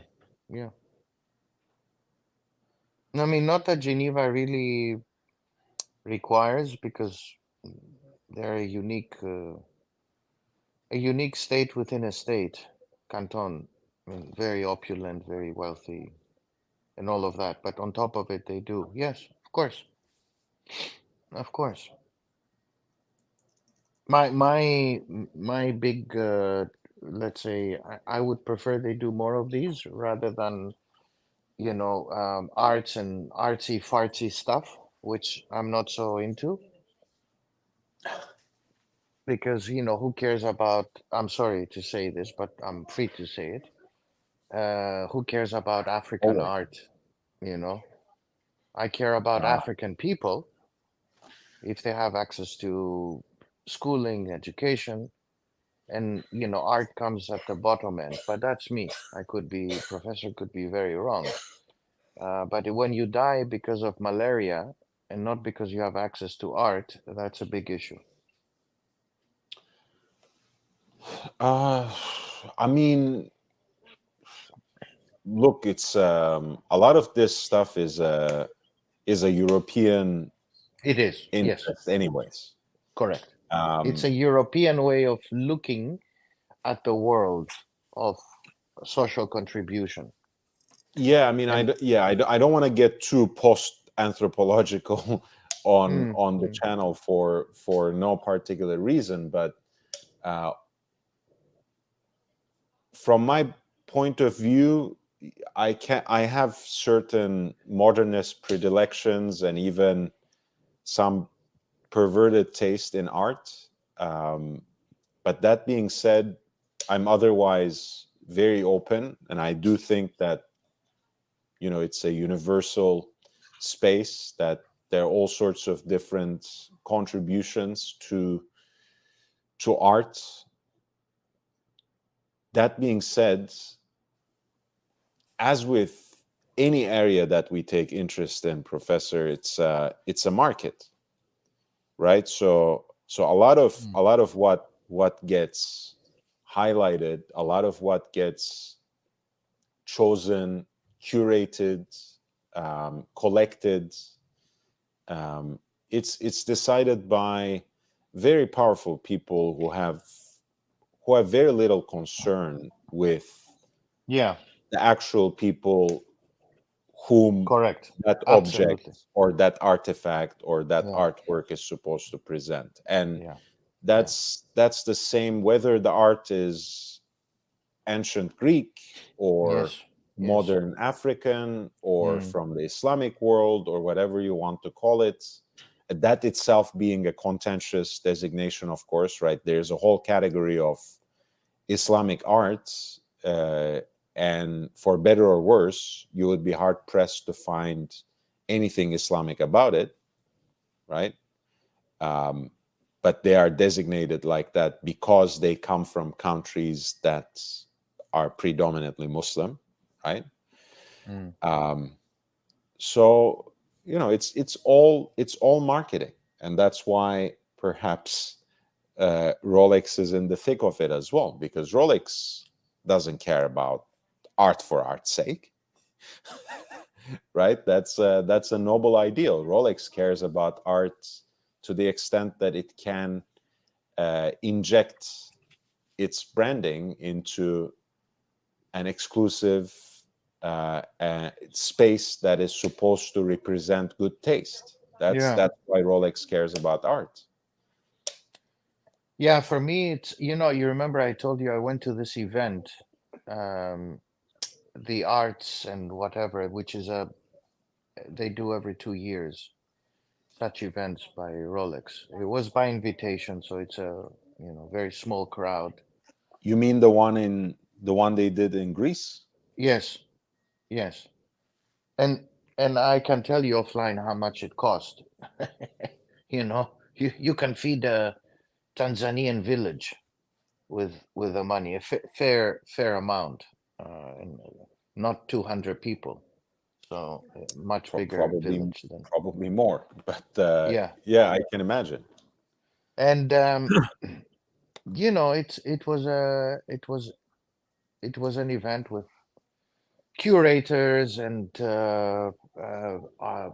postmodernist people and curious people, and there was professor sitting around. I was saying, what on earth are these people talking about? And they had a guy from South Africa, a guy from Congo, a guy from war-torn Rwanda, and they bring all these people in, as you said, in a European fashion to tell the story of their art, um, Hmm. to other Europeans predominantly. The audience was European. I didn't learn anything. I didn't get anything out of it. There was no impact whatsoever. Again, from my own vintage point of view, because in science, people, the way science is moving now is towards the impact. It's not about how many books you've written, professor, and articles, but it's what impact do these articles have, right? Mm. This is where science is moving, and hard science, not social science, which is my bullshit science, economics, which is bullshit. We put math into the science and we make it look scientific, but it's far from scientific. um, so the message is that yes, I think they need to move to a more impact oriented um, contribution, and I think that's very difficult for Rolex to do. This is my big criticism. because doing impact related contribution requires hard thinking rather than sitting in Geneva thinking about, what artist you're going to bring and what painting you're going to support and what festival you're going to do. That's very easy to sponsor such things. You bring disadvantaged artists and you say, okay, this is my contribution. I brought their paintings to Geneva or to Paris, and I'm sponsoring these events. Well, that's easy. You have the money, you bring them. But what impact do you have? You know? So that's the more difficult question, which the world today cannot answer, and also the scientific world cannot answer. What's your contribution for my own existence? My contribution is the either my thinking or my students who later on will move on and become more impactful in society.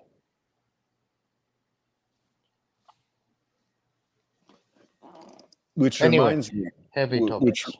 which reminds me, by the way, that the article was also talking about how they had about 300 million francs to go around on a yearly basis, Yeah, more, uh, more. There is more. and I wouldn't doubt it, but that was the number floated Yeah, by the article, and they were saying that even though by the letter of Wilsdorf's, let's well, call it will, um, that it was mostly dedicated to Genevan projects, that correct. it allowed for certain leeway that Rolex can also get to support um, non-local projects that involve certain causes, like animal welfare, for example. Yeah, But anyway, like you said, a lot of times, like you can get skeptics like you, of course, contesting even the very necessity of supporting artistic projects. But overall, anything you do for quote unquote the nature, animals, art, like you said, it doesn't require too much public relations fluff. I mean, yes, the entire thing can be public relations fluff, but it doesn't require a lot of explanation. It doesn't require a lot of rationalization. It doesn't require extracurricular marketing, so to speak. Like, you don't have correct. to try too hard to sell the project.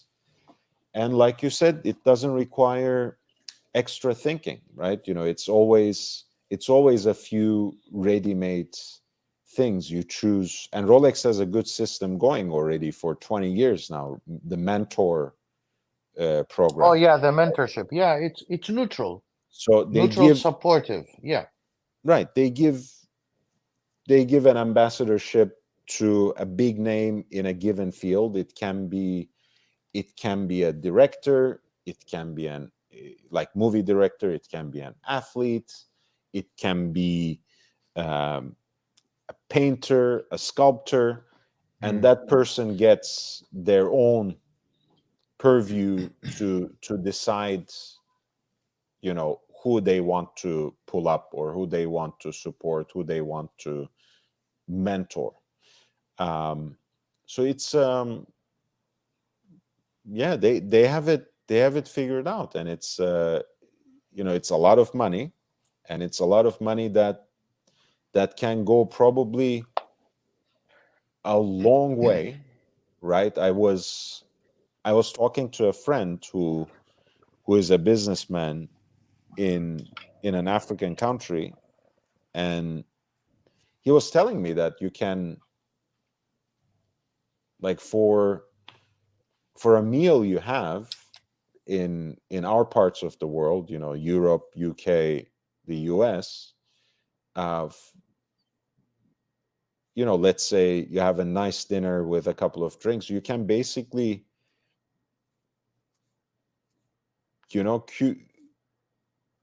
cure half a dozen people at least in a village, from certain blindness.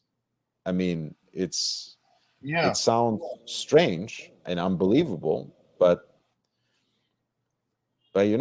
stuff we sometimes spend on a dinner, on a birthday celebration, on whatever, can literally save people from certain hunger, and starvation for months on end in another part of the world. So whether it's more or less than 300 million, 300 million Swiss francs per year, that's a lot of money. absolutely. It's a huge amount of money. Um, of course, it shouldn't prevent people from doing what they're doing, but if, as you said, you put it in context. My wife is a concert pianist, and Yeah, you she told me she that. she does concerts to help various charities build things in Africa. So she did a concert where she built an entire school with the money that she got from the concert, right? An entire school, and usually it's Tanzania or Kenya or other usually sub-Saharan African countries that have a dear need. But that's a difficult task, as you said, it's a difficult task to locate the right foundation, to locate the premises, the place, your mediators, because you need to be careful not to give money to the wrong people.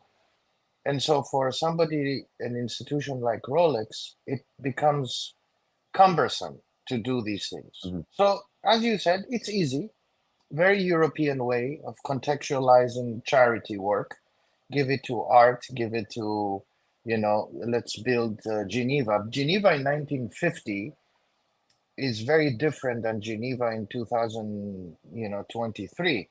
Still very opulent in the 1950s, but very also beneficial uh, from the wealth that was created in the latter part of the 20th century. So in the 60s and 70s and 80s, I mean, Geneva just received so much money from just people who had money and went and bought things, real estate and taxes, which are crazy high.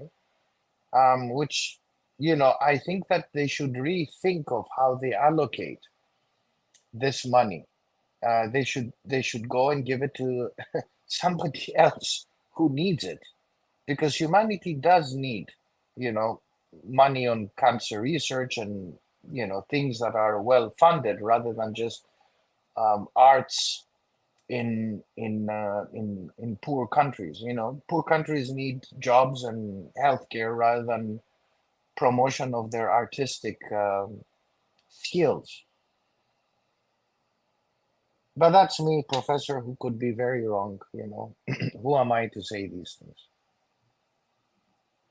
No, I mean, again, within the limits of that will, I'm sure there are different things they can do, but then again, you know, why should they do anything at all? I guess you can start with that, right? Honestly, they're only doing it because it's the foundation, right? Because this is how the whole structure has been set up. This is how the will has been drafted. This is how that money is supposed Yeah, to be used. And again, within how that article described, it's basically a three-way division. One third goes to Geneva, one third goes to um, like, what is it? Let's see.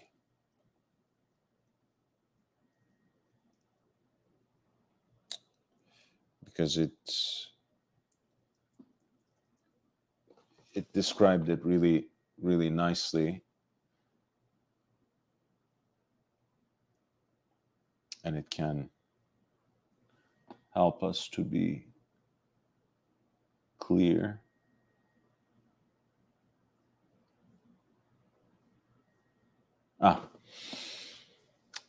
So this is who is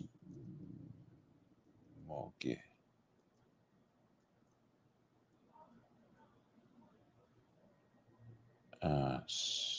Secretary General Marc Moguet. Do you know this person, Professor? Yeah. Yes. So he says, according to Moguet, the approximately 300 million Swiss francs per year are divided roughly as follows: 1/3 for humanitarian aid, 1/3 for animals and ecosystems, 1/3 for local projects in Geneva. You know, I'm sure drinking water can go for 2/3 of this. It can be both humanitarian aid and ecosystems. So, you know, there are a lot of ways you can bend or interpret these kinds of things, like you said, to make possible some other kinds of initiatives. But I mean, you know, I think it's just easier to do it the way they do, and it also adds, you know, it also probably brings them more added value. It does. Because if you, I mean, you do good in some distant village in another part of the world, you don't even have to specify the continent. Does that really bring you back, you know, more people as customers?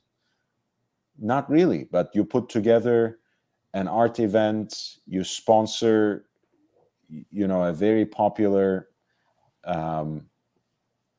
motorsports event, you are the main, you know, hosts in a concours, like, you know, some sort of famous car show. That all comes back to you as business.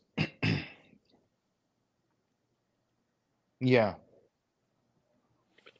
No, look, the car golf, that's marketing. That's not part of the, you know, 300 plus pie. The humanitarian aspect, which is the foundation has nothing to do with F1, golf, and other sports activities, tennis, Wimbledon, and all of that. That's completely marketing. Foundation does the bits you said, the arts, the dogs, and the, you know, and the But the arts, superconductor. arts initiative, mentorship program, these are Yes, directly these are the from the foundation. Okay. Yes. Yeah, these are the foundation. So, you know, you mentor an artist from, you know, Venezuela, that's great. A pianist from, you know, Cambodia, fantastic. A cellist from Nepal, wonderful, you know. And that gets them acclaim and recognition. It's neutral, as you said, and it's an easy way to help the rest of the brand because they advertise this as part of their, you know, this is what we're doing. We're cleaning the ocean. Okay, there is a bit on cleaning the ocean. Okay, what is the impact of that? I mean, I would say minimal. And they would argue that it does contribute to awareness. But I mean, who becomes aware? The guy who wears the Rolex. I mean, he doesn't give a shit, if you ask me. The guy who wears the Rolex. I mean, the problem of environmental degradation is far bigger than just your audience being the guy who wears the Rolex or flips the pages. And in any case, the flipping the pages is very rare because you don't see it. You know, only when you go to their website. And if you go to their website now, they do have, the contribution to arts and science and all of that stuff. My point is that a lot of money is wasted on these neutral issues rather than impactful projects, right? But you might say, but professor, you're saying this because you're a professor, why should we do this? And that was the debate I had. Why are you doing this versus more impactful things? And it's an easy way to fix the issues of the will, which are, we need to contribute to society. And what society? It's Geneva. The point is Geneva, is the most opulent city in the world. You don't need more. I mean, what else are you going to do? Feed the ducks in Lake Geneva and make them fat? I mean, there is a lot of fat already. I mean, clean the streets, they're pretty clean. Build hospitals, I mean, they're pretty well built. What else do you have? You don't have much, and then you do gimmicky projects. Save the stadium, save the duck that flies over to France because it needs to return back to Switzerland. I don't know. So they're wasting a lot of good money. Yeah, I think, I think you found the answer at the very beginning, right? It's the simple principle, Occam's razor. The easiest way to solve a problem is usually the correct way. So the easiest answer to the question, which is the first thing you said, it's easy. It's the only answer. I think it's easy. Yes.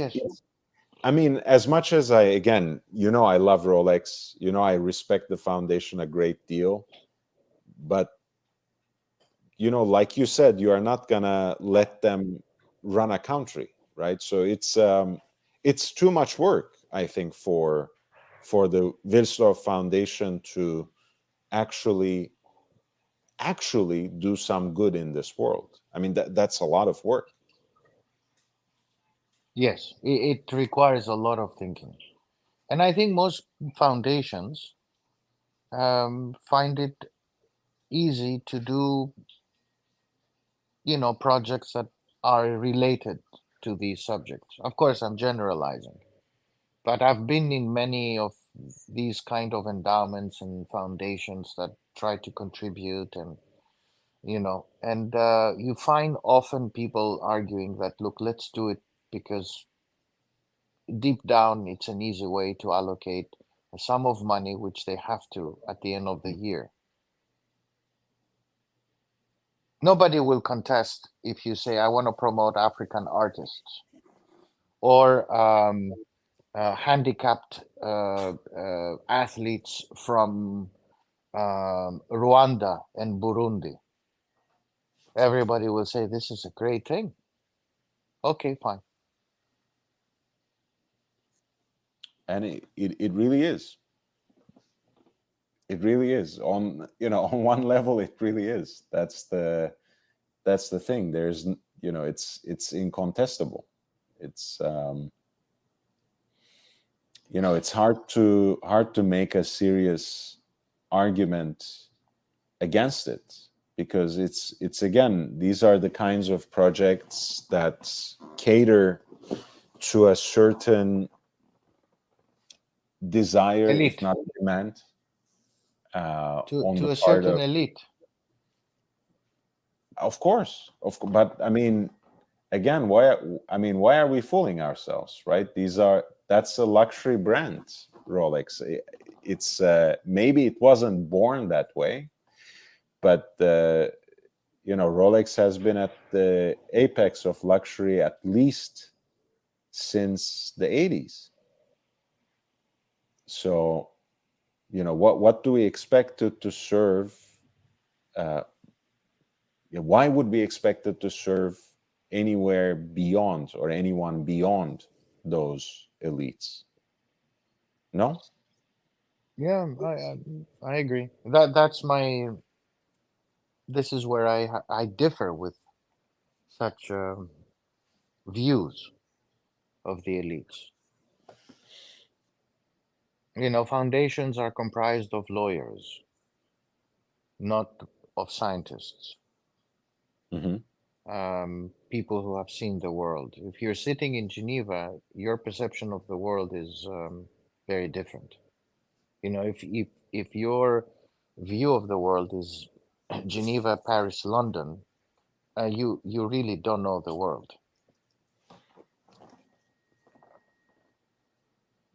Yeah. It's what you said going back. It's a very Eurocentric, view of the world.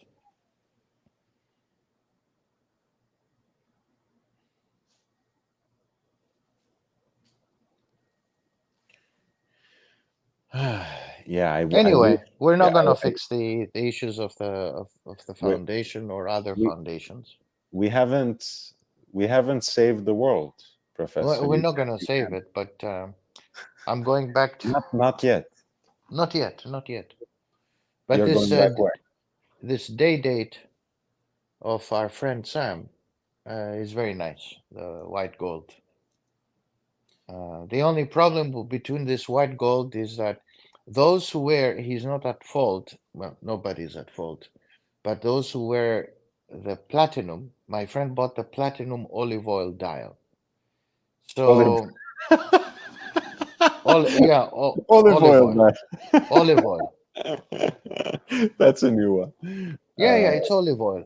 By the way, olive oil, young Brando, is becoming the price is rising to new heights, and now it's gonna be worth its weight well, not in gold, but in silver, probably. Professor, maybe we have a way back to making El Presidente. Maybe if you El become El Presidente. Presidente, you can, look, Belgium has frying oil, Norway and Saudi Arabia has real oil. Maybe Greece can build its wealth on olive oil. Olive I mean, oil. why I tell you. why hasn't no one thought about this? This can catapult you into presidency. Exactly. Date olive oil dial. At least I made you laugh. Next year in Athens, that should be at the center of Oh the yeah, man, you whole should come. art It's festival. gonna be crazy. We should get our buddy Ozzy. Ozzy should fly. Poor guy, I- he still waits. He's waiting for this platinum Daytona, which will arrive in the 22nd century. so wait, but what are we gonna do? Oz and I guess we'll have to go to the taverna and break some plates while you have your fun with your Rolex friends. Is that what you're suggesting? We won't No, be no, no. invited to those parties for sure. No, I'll invite you. I'll bring you to those parties. We'll go and have fun. But they're boring. They have some very boring people. And the women are so boring. There's no, but I'm sure we'll find something. But we'll hang out. We'll hang out. That's the Well, I mean, important thing. Professor, both you and Oz are happily married, so you don't have to worry about the woman. No, I don't know about the happily. The happily is different here, my friend, because happily Ozzy is young. He's a young husband with a young family. Wait and see. 15 Mashallah. years. Yeah, 10 years from now, he'll be buying leather straps for the watches, not the watch. Oh, leather. What? He'll be buying straps for the watches, not the watch. But yes, I'm waiting to see for his Daytona. We can go to Geneva. We'll get him a Daytona. If he I really mean, wants a Daytona, because where he's sitting in Las Alamos, Las he's Vegas. not going. Las Vegas, Las Vegas, Los Yeah, Alamos. He will, yeah, he will never get one. this is amazing. You know, I told you this before. This is a win-win situation for me, because when you're here, we talk about it. Oz was in the chat earlier, but apparently he was a little tired and too preoccupied, so he couldn't join. But yeah, when, you know, since he still doesn't have the watch he wants, when you're here, we can make fun of him. And if he ever, you know, by the slim chance he gets it, then, And then he'll make fun of me. you know, I don't know how much life, you know, I'll be given on this world, but, you know, from then to the end of my life, I'll make fun of you. So for me, it's the perfect scenario. I have absolutely no dog in the race. I can, you know, I can make fun of Ozzy Both, at, you know, yeah. to the end of my life if he doesn't get it, and if he does get it, I can make fun of you. It's beautiful. It's beautiful. I know. I know. I have nothing to lose. Yeah, I sent him a text saying, "Hey, listen, man, this guy, this famous actor, has it, but look at his house." I sent I the know same to you. you sent it to me as well. Yeah. Yeah, I said, But look, that's why you're not getting. Do you have the house? the funny thing to me, Professor, like he's so much in denial. So I show him that in a dealer group, I was sent this just yesterday, and the card is literally dated November 24th, right? Okay. Oh, okay. Ah, this is the platinum, the new one. Yes, Okay. platinum, Oh, platinum. French breads, diamonds on the Ah, it has the dial, diamonds. Okay. Okay, okay. And and oh, Big Sal. Thank you, man. Big $9.99. Sal. Thank you so much. Oh, I think nice. we don't have much time left, so Big Sal You need to have a birthday every day. might be getting the watch roll.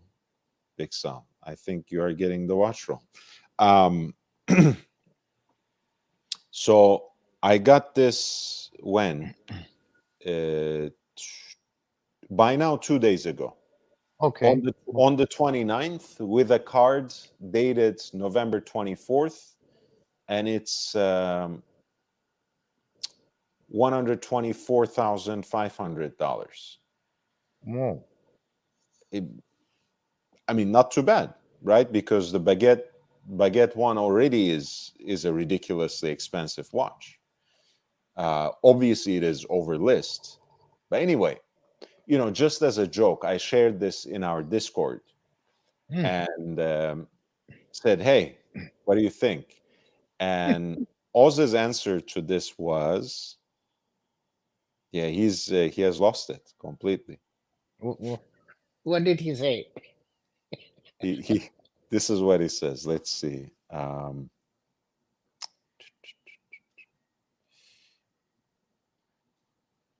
Wait, where is? Oh, of course. What this is what I love about this Discord. No one posts anything, and then suddenly it's a flood. He says the fact that these are flipping indicates allocation isn't that exclusive. So he heard something completely different in it. He means, like, you know, if you can find them on the secondary market, they should be giving these away. Oh. But it's only one. This feels like the normal rate for a new release, not like the Yachtmaster Titanium, which nobody sees. Oh, I have seen. Of course, but I have seen. I mean, it's by the way, you know, not young as people. yeah, young people say cope for this, Professor. You know, when you are trying to console yourself by any means necessary. So he's saying, he's basically trying to make the argument, although because he's too smart to say it in a clear and distinct way, he's trying to say Platinum Daytona may be more accessible than Titanium Yachtmaster, which is of course bullshit, and he knows it too. But he needs to believe. He Yeah. needs to believe. You know, some people believe in the existence of God. aliens. Gullible people like me believe in God.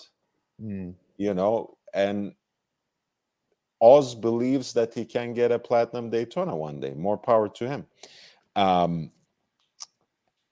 And he says, well, I said, well, you know, it's always, I basically said, well, it's always the same couple of examples that crop up in these dealers groups anyways. So he tells me, but this one has a card from 2 days ago, you know, November 24th. So he still believes I think he will get one. Yeah. In which year? Uh, No, for maybe. instance, let's look at it this way. So the Le Mans, no, he will not see. The Le Mans will not be seen.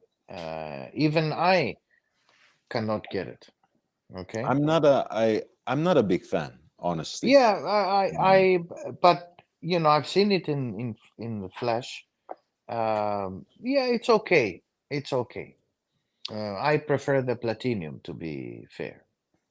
You know, Um, just one sentence. To me, it looks like Artisan de Genève. Like it looks like the customized Daytonas that these chop shops do. mhm. You know, it's just it's not like a Rolex watch to me. And I know it's exceptional. I know it's going to be very rare. I know it's a special occasion. But it all starts that way anyways. So Yeah, I yeah, don't deny the exclusivity of it, and that can be an appeal for many in and of itself. But the floodgates have opened. So once they have done that, once they have started doing exhibition case backs on one or two things, it's gonna be more of a thing in the future. They will do other limited and you know, commemorative watches. It's just what happens when you start doing something like this. The floodgates have opened. But yeah, you were saying that you saw it in person, and yeah, it's yeah. I okay. saw it in person by somebody who was representing the firm, and you know, that's fine. And I saw it also again second time, but it will not be. People will not get this watch. It's to tease people. It's not for people to have. Very rare, extremely, extremely rare. The Platinum Daytona, Ozzy will get it in 3 years. That's not so bad. Yes, in 3 years he'll get it. That's not so bad. Look, I mean, He'll get it in 3 years. Now, you know, they're producing some, but they're producing now the entire line, and the entire line has many iterations. So they will they have, you know, because this iteration of the latest version will carry them for the next, you know, 15 years or so. So they have 3-4 years to ramp up production. I don't know. I mean, now, Professor, now you are. It feels like you're walking back what you said. So you're now admitting that Aussie can, in fact, get it, and 3 years is not. I mean, No, but he wanted to get it for his birthday. Well, what are you talking about? no, he's not. His birthday is over. My birthday Yeah. came So came and went. back then, he used to say, "This is what I'm asking them to get me to at the AD. I'm trying to get this watch, and I'm telling them my birthday is in June, July, whenever." And I was the one who told him, "You will never get it in June, July. Forget it." They're not even producing the new Daytona. By the way, it's apparently 84,100, the baguette dial version. Yeah, by the time he gets it, it'll be more than 100, the retail price. Oh, of course. Rolex Yeah. raises the prices at least twice a year now, right? No, this year they have not. This year they have not, as you've seen. They will do a price increase in January. But this year they've done, the supposedly one increase, which they did at the beginning of the year, and they didn't do a second one. So that's it. And usually now, as we go into the more predictable inflation era, they will do either one or one every 2 years, which was traditionally what they've done. But the platinum will become more accessible, no doubt. Huh? And Ozzy will eventually get it, but he'll be much older. All I'm Really? saying is that these watches are, when they go to people, they go on an exclusivity basis. Of course. The platinum will go. No offense to anybody, but it will go to people who not necessarily are just high rollers, but also they're visible people who are socialites and can be seen. And there Sure. is a marketing intentional policy for that, right? Oh, for sure. Actors and whatever, athletes and so forth. Ozzy, doesn't stack as being the Mark, what's his name? Mark, the actor. Wahlberg. Wahlberg. Yeah. So, but he will eventually get it. But the Le Mans, he will never get. I can tell you, he will never get. Frankly, I think he is pretty much on the same page. Even if he wanted, yeah, if he desired it. It's not Yeah. because of him, but it's just that it's very limited watch. I know, but I don't think he cares for it much. Yeah, to begin yeah, with. yeah. But Um, if from a collector's point of view, that's the one to get. No doubt. No Yeah. doubt. I mean, because look, it's almost the thing is the way Rolex market had matured for this before the watch market at large, but there's almost, I'm not gonna say diametrical opposition or mutual exclusivity, but there's almost a divergence between what you would want to get to wear and what you would want to get to collect in Rolex. And this has been the case perhaps globally since early 2000s, and in certain parts of the world even earlier. People always knew the difference between Rolexes that you would want to get to stash away, like a freak example would be the cream dial Explorer 2, right? You know, it's an ugly looking watch. Why would you want that? But it's rare. And at the time when the Polar At the Explorer time, you didn't know, young Brando, that it was rare. Yeah. Well, I mean, when I could know about watches seriously, I already knew, but the Polar was the dog of the range, and that would trade around $2,000-3,000. The cream dial was already 10, simply because it was rare and it was hideous. It still is, but it's still more expensive. So there's No, I mean, it wasn't rare when they produced it back then. It wasn't precisely. But what I mean is, like, even at the time where such exclusivity or rarity was more of a freak accident, more arbitrary than calculated. Even then, there was a distinction in the Rolex market between watches you would get to collect, say a cream dial Explorer 2, say an inverted 6 or say Patrizzi 16520, like the Zenith Daytona, or watches that you would get to wear, like Polar Explorer 2 16570, or any manner of Datejust you want, smooth bezel, engine turned bezel, fluted bezel, dime a dozen, 14060, no date sub, cheap as chips, especially if it's missing the bracelet. So, there was always that distinction, which now maybe is more calculated on Rolex's part, where they have basically a different shade of the dial, or a different mark on the dial from one year to another on a certain production. The tint of the bezel will shift from one thing to another, from one year to another, so on and so forth.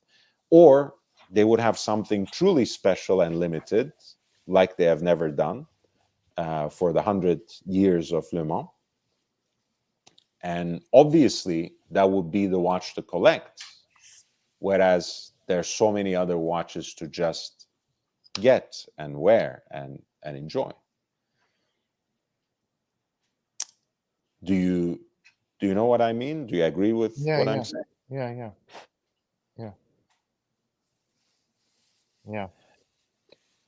No, Big, it's I agree.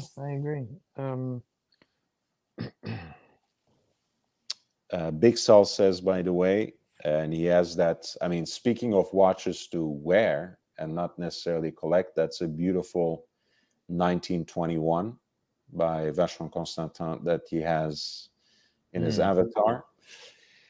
99% of the people can't acquire a steel Daytona within 3 years at ADs. That's a good point of comparison. Two-tone and gold, possibly yes, but I think platinum and Le Mans is a pipe dream. And I mean, I think that's exactly what the professor says anyways. I think it's those kinds of pieces are a pipe dream for most people, a pipe dream for me, for sure. Even if I wanted, I couldn't acquire a steel Daytona, in less than a couple of years either. So it's not like I'm in a special place. But the two-tone Daytona, I passed up on so many chances through even just walking into the ADs. I mean, that's entirely possible. Gold, I think it's becoming possible again, and maybe not necessarily when you walk in and get it, but I think getting once there are more examples on the market of the new series, I think getting a gold Daytona will be much easier than it was before the old range got discontinued and before we had this crash.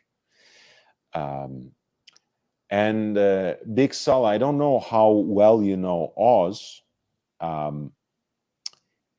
He's not necessarily big fish in the sense that you would, think of these celebrities and big time spenders in big metropolitan areas in the US, but he does have a very respectable and almost exclusively modern Rolex collection. So he has greased the wheels quite a bit. But not enough for these models, and he was lucky with a lady AD who was serving him. And since she left, I think they put him back on the shit list. Well, I'll defend my friend for once. I'll say this: if it weren't a realistic possibility, we wouldn't even be talking about this, Professor. I don't think we would have this kind of back and forth and banter about it if it was truly a pipe dream and absolutely not possible for him. Yeah, I think for the Le Mans, it's by invitation only, and I can tell you how many they have produced, and that's it.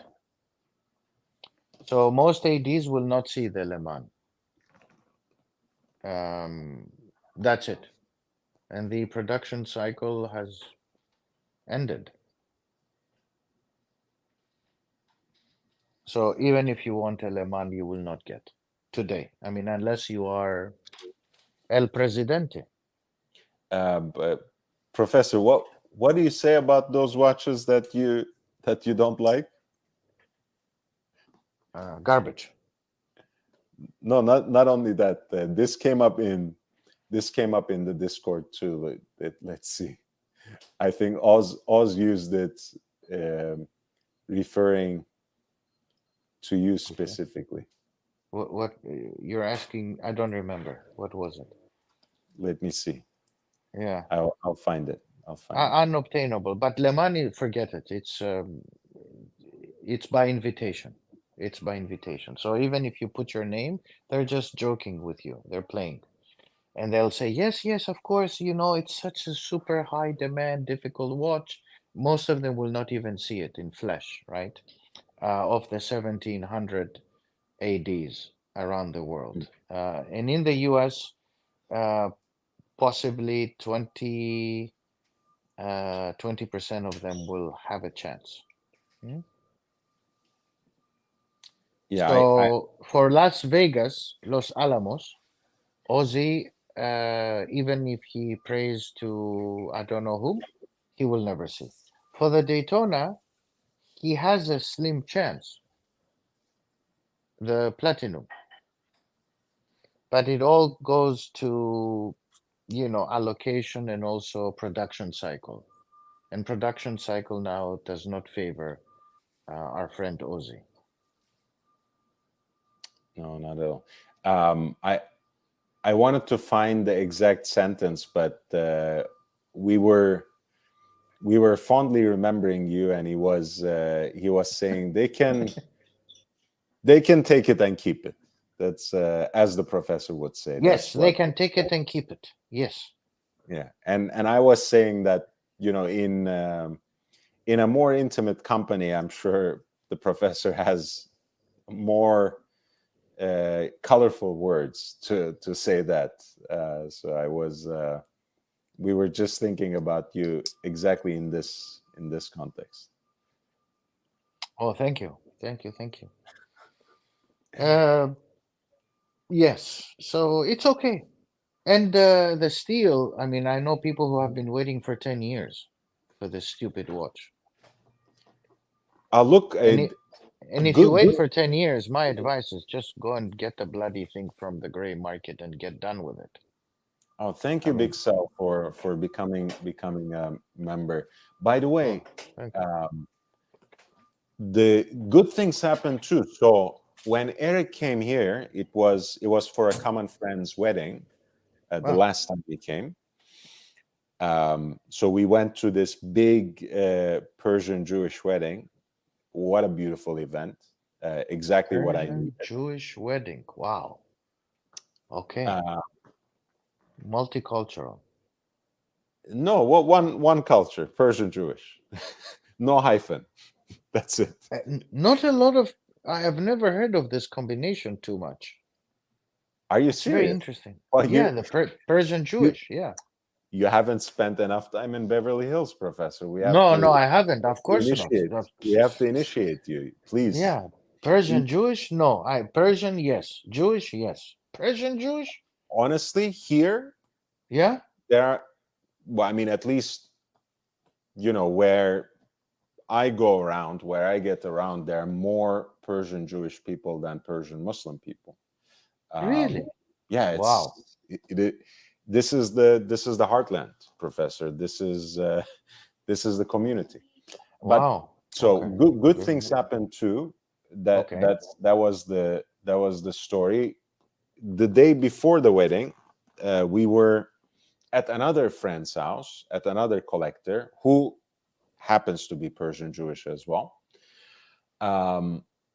And his Rolex dealer was there as well. And at some point there was a conversation, right? And I know another friend of mine who happens to be Persian Jewish as well, had asked his Rolex AD,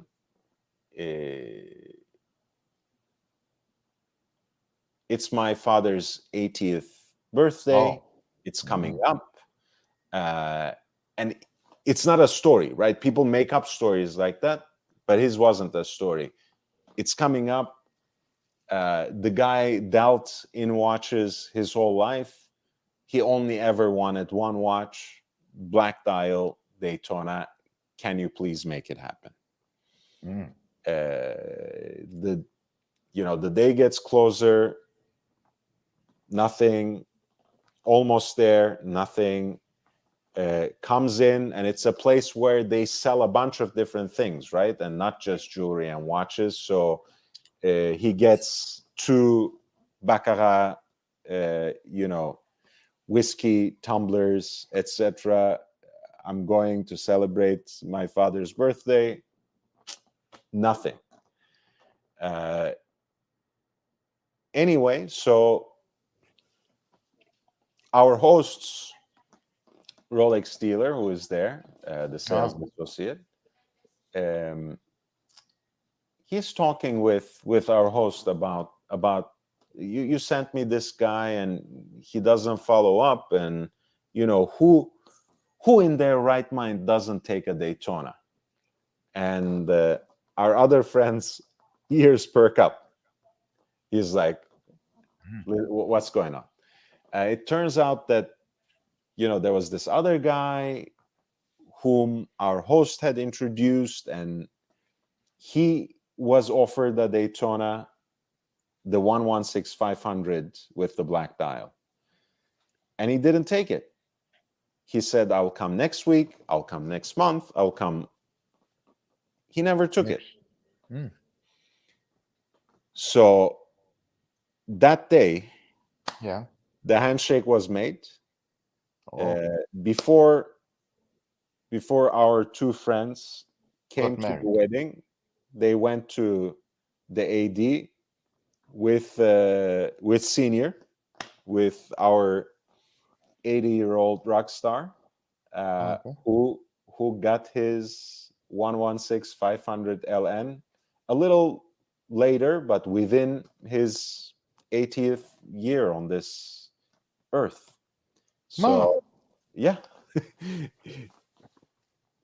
No, it's possible. It's possible. It's like possible. You can wait somewhere else for having spent all this money on watches and other things. You can wait more than a year somewhere else, and then one night, you are in some sort of company, and things click this way, and you get exactly what you want. And it was even more beautiful because he got exactly what he wanted for his dad. And what can be better than that? So it was amazing. And as we were celebrating the wedding, my friend was showing me also pictures of his father with his new Daytona. It was just so beautiful. Exactly the kind of story you would see. Like you said, the brand might want to see their watches on this or that wrist, but us, of course, we want to see it on the wrist of collectors, on the wrists of enthusiasts, on the wrists of fathers and sons and mothers and daughters. So it was just perfect. Yeah. It will still take time for our friend to get one. Well, I think Professor, I'm sorry, but this is already a big W for Oz. I think you have already lost because you conceded. You already said he can get it. So, but not anytime soon. What get it? I don't know. I'll be talking to Oz behind the scenes and say the professor. Not anytime soon. He's not gonna get anything now. I'll tell him the professor said you'll get it. You'll get it. Yes, we'll all get it. But if I get it at my 80th birthday, I don't want it. No offense to our 80-year-old man, but I don't want to wait until I'm 80. He looked amazing, and but he looked, honestly, he looks better at 80 than I look at 39. So I'm not Really? placed, Oh, but okay. he also Okay. looked extremely happy, and that's a universal that we have, right? You know, that no matter what, Mhm. if you have pined for a watch and it hits the right spot, that's a great feeling. It really is. And it's not something, for me at least, it's not something that easily wears off. Like, you know, around midnight, for example, Mhm. right? I heard this shutter click from this thing I have on my wrist, right? The Universal Genève Tricomplex, you know, because the date flipped over, the wheel. And, you know I will sleep well tonight because I'm wearing that watch, right? So that feeling was on his face in the pictures. So whether you're 80, 39, 40, 45, I think if that's the watch for you, it's never too late. Okay. He'll get it by the time he reaches 80, also. For sure. I think maybe for his, I'll try to suggest them, maybe they should try making a third child and somehow sell that to the AD as an excuse to give him the Platinum Daytona. Is that Yeah. a good idea, you think? Should I try to convince Oz to make another junior? Yes. Yeah. Well, I don't recommend having a child in general. Children are trouble. Could that shorten the wait period to 9 months rather than 3 No, years? he won't get it this year or next year. Forget that. He's not getting that. I'll make sure he doesn't get it. No, I'm joking. I'm sending messages. You know, it's funny when the Le Mans, when it came out, I said I asked, and I saw it in real life before it was announced by somebody pretty high up, and so I said, "Oh, that's really nice." I said, "What's that? Is that the?" Well, I said, "Can I see it?" And so it was like, I said, "Oh, that's new. I've never seen it." He said, "Yeah, it's going to be announced." So I said, "Okay, very nice." Um, I said, "Oh, it doesn't look very nice. What are they announcing?" Like I kind of reacted. And then I said, "Oh, I was stupid. I should have said, give me one." But then the meeting was gone. But Um,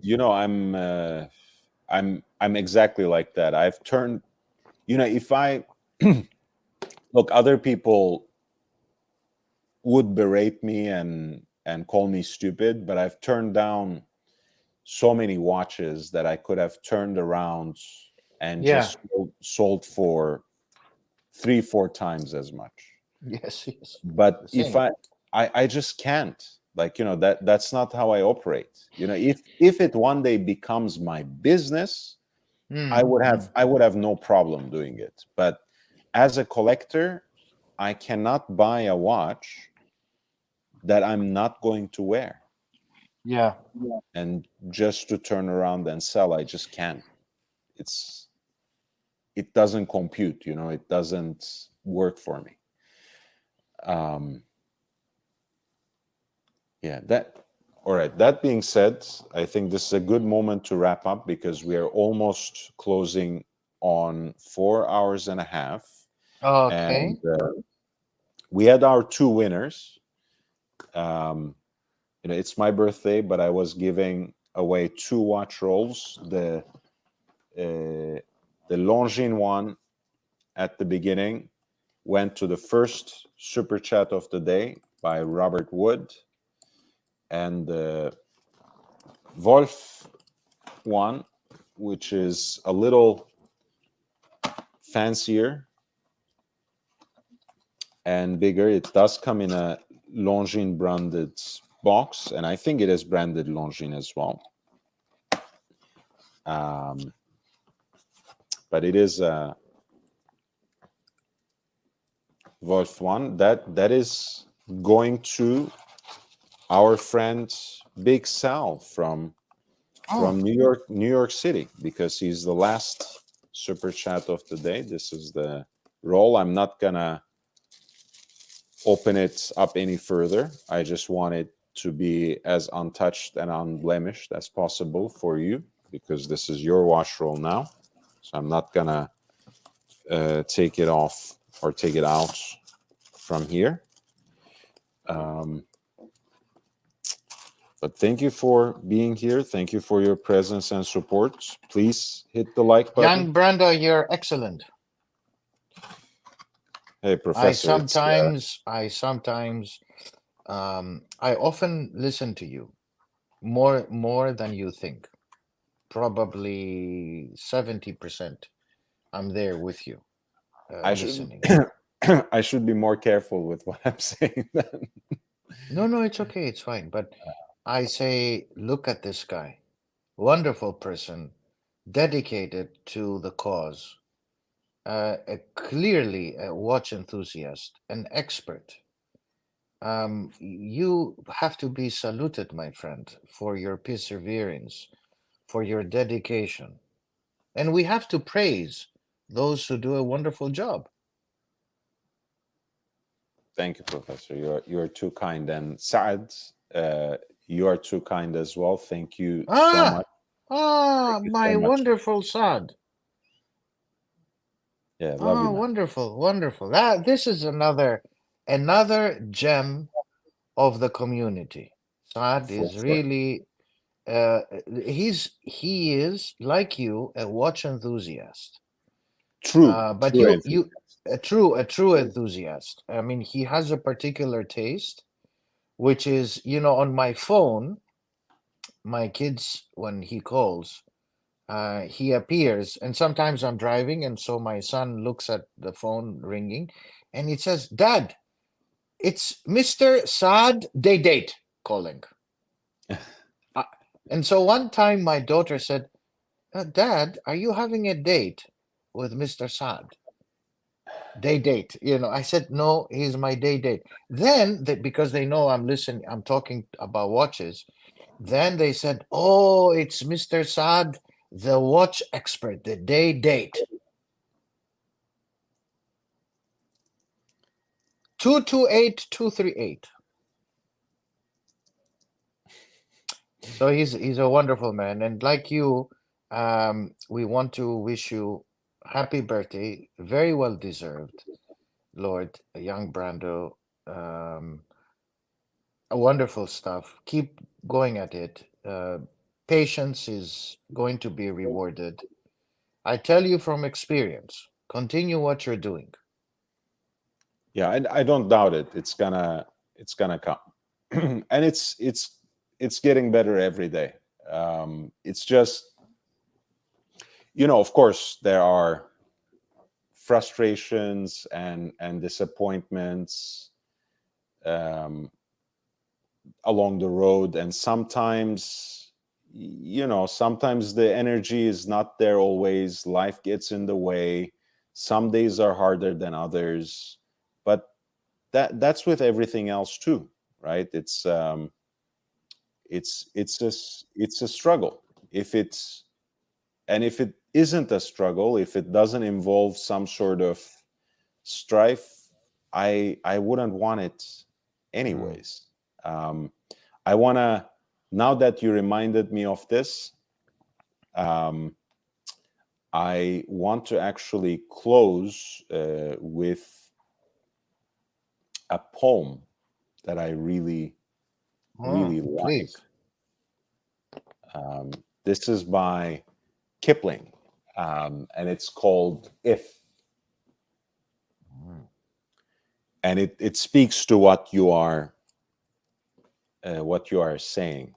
Um, if you can keep your head when all about you are losing theirs and blaming it on you, if you can trust yourself when all men doubt you, but make allowance for their doubting too, if you can wait and not be tired by waiting or being lied about, don't deal in lies, or being hated, don't give way to hating, and yet don't look too good nor talk too wise.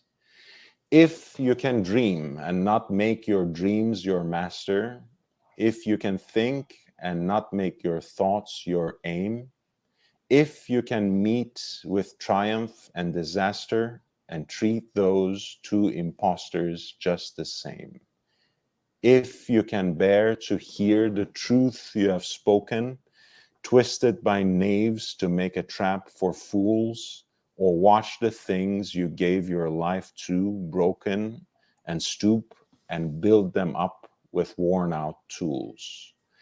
If you can make one heap of all your winnings and risk it on one turn of pitch and toss, and lose and start again at your beginnings and never breathe a word about your loss. If you can force your heart and nerve and sinew to serve your turn long after they are gone, and so hold on when there is nothing in you except the will which says to them, hold on. If you can talk with crowds and keep your virtue, or walk with kings nor lose the common touch, if neither foes nor loving friends can hurt you, if all men count with you but none too much, if you can fill the unforgiving minutes with 60 seconds' worth of distance run, yours is the earth and everything that's in it, and which is more, you'll be a man, my son. Great. It's a wonderful poem. It's wonderful. That's Thank you for making us aware of this, of its existence and our modest existence in this world. Having friends like you, like Saad, and others from the community, people who follow you, I wish you very, very happy birthday. thank you. Don't get married, don't have kids, get a dog, buy watches, and we're there with you. I think the minute. Look, I mean, I'm fine with my living situation now, but I think it's too small and potentially messy for a dog. So that has to wait, even though I'm desperate to get a dog because I just love dogs. And it's been too long since I lived without one. But yeah, I have no plans. I have no plans, and I haven't been in a relationship for the longest time, so it's not like I'm rushing into anything either. So I'm all good. I'm good on my Mm. own. I'm good with my friends. I'm good with the family I have, and most importantly, I'm really, with the crowds, with the community, with the friendship we have been building around the channel. I'm just really happy. So couldn't have been a better occasion to close out the birthday month. Once again, new members, welcome. Thomas, thank you for your kind message. Congratulations to our winners, Robert Wood, or as I call him, Roberto Del Bosque, and Big Sal, for your contributions. Oh my God, you sent another super chat, Big Sal. You really didn't need to, but you did, and I appreciate you for it. I thank you for it. It really matters. Member of the channel as well, $9.99. That was beautiful. What a wonderful way to end the stream. Happy birthday. That's one of my favorite poems ever. At least in the English language. All right. Let us sign off on that note. Thank you again for your presence and support. Thank you, El Profesor, Evan, and Ali for being with me on the panel. Thank you, everyone who sent their kind messages, especially the super chats, Roberts, Basil's, the member chat by Captain, by Thomas Burnett, the gift memberships, Ali Reza sent, Baba Hotep, Sam Davidson, and Big Sal, of course, who just became a member and also sent 2 very generous super chats. Thomas, who sent the member chat. Guys, you're amazing. Can't wait to get back here tomorrow as well. But until then, stay safe, stay healthy, wear your watches and enjoy them. I'll see you in the next one. Bye.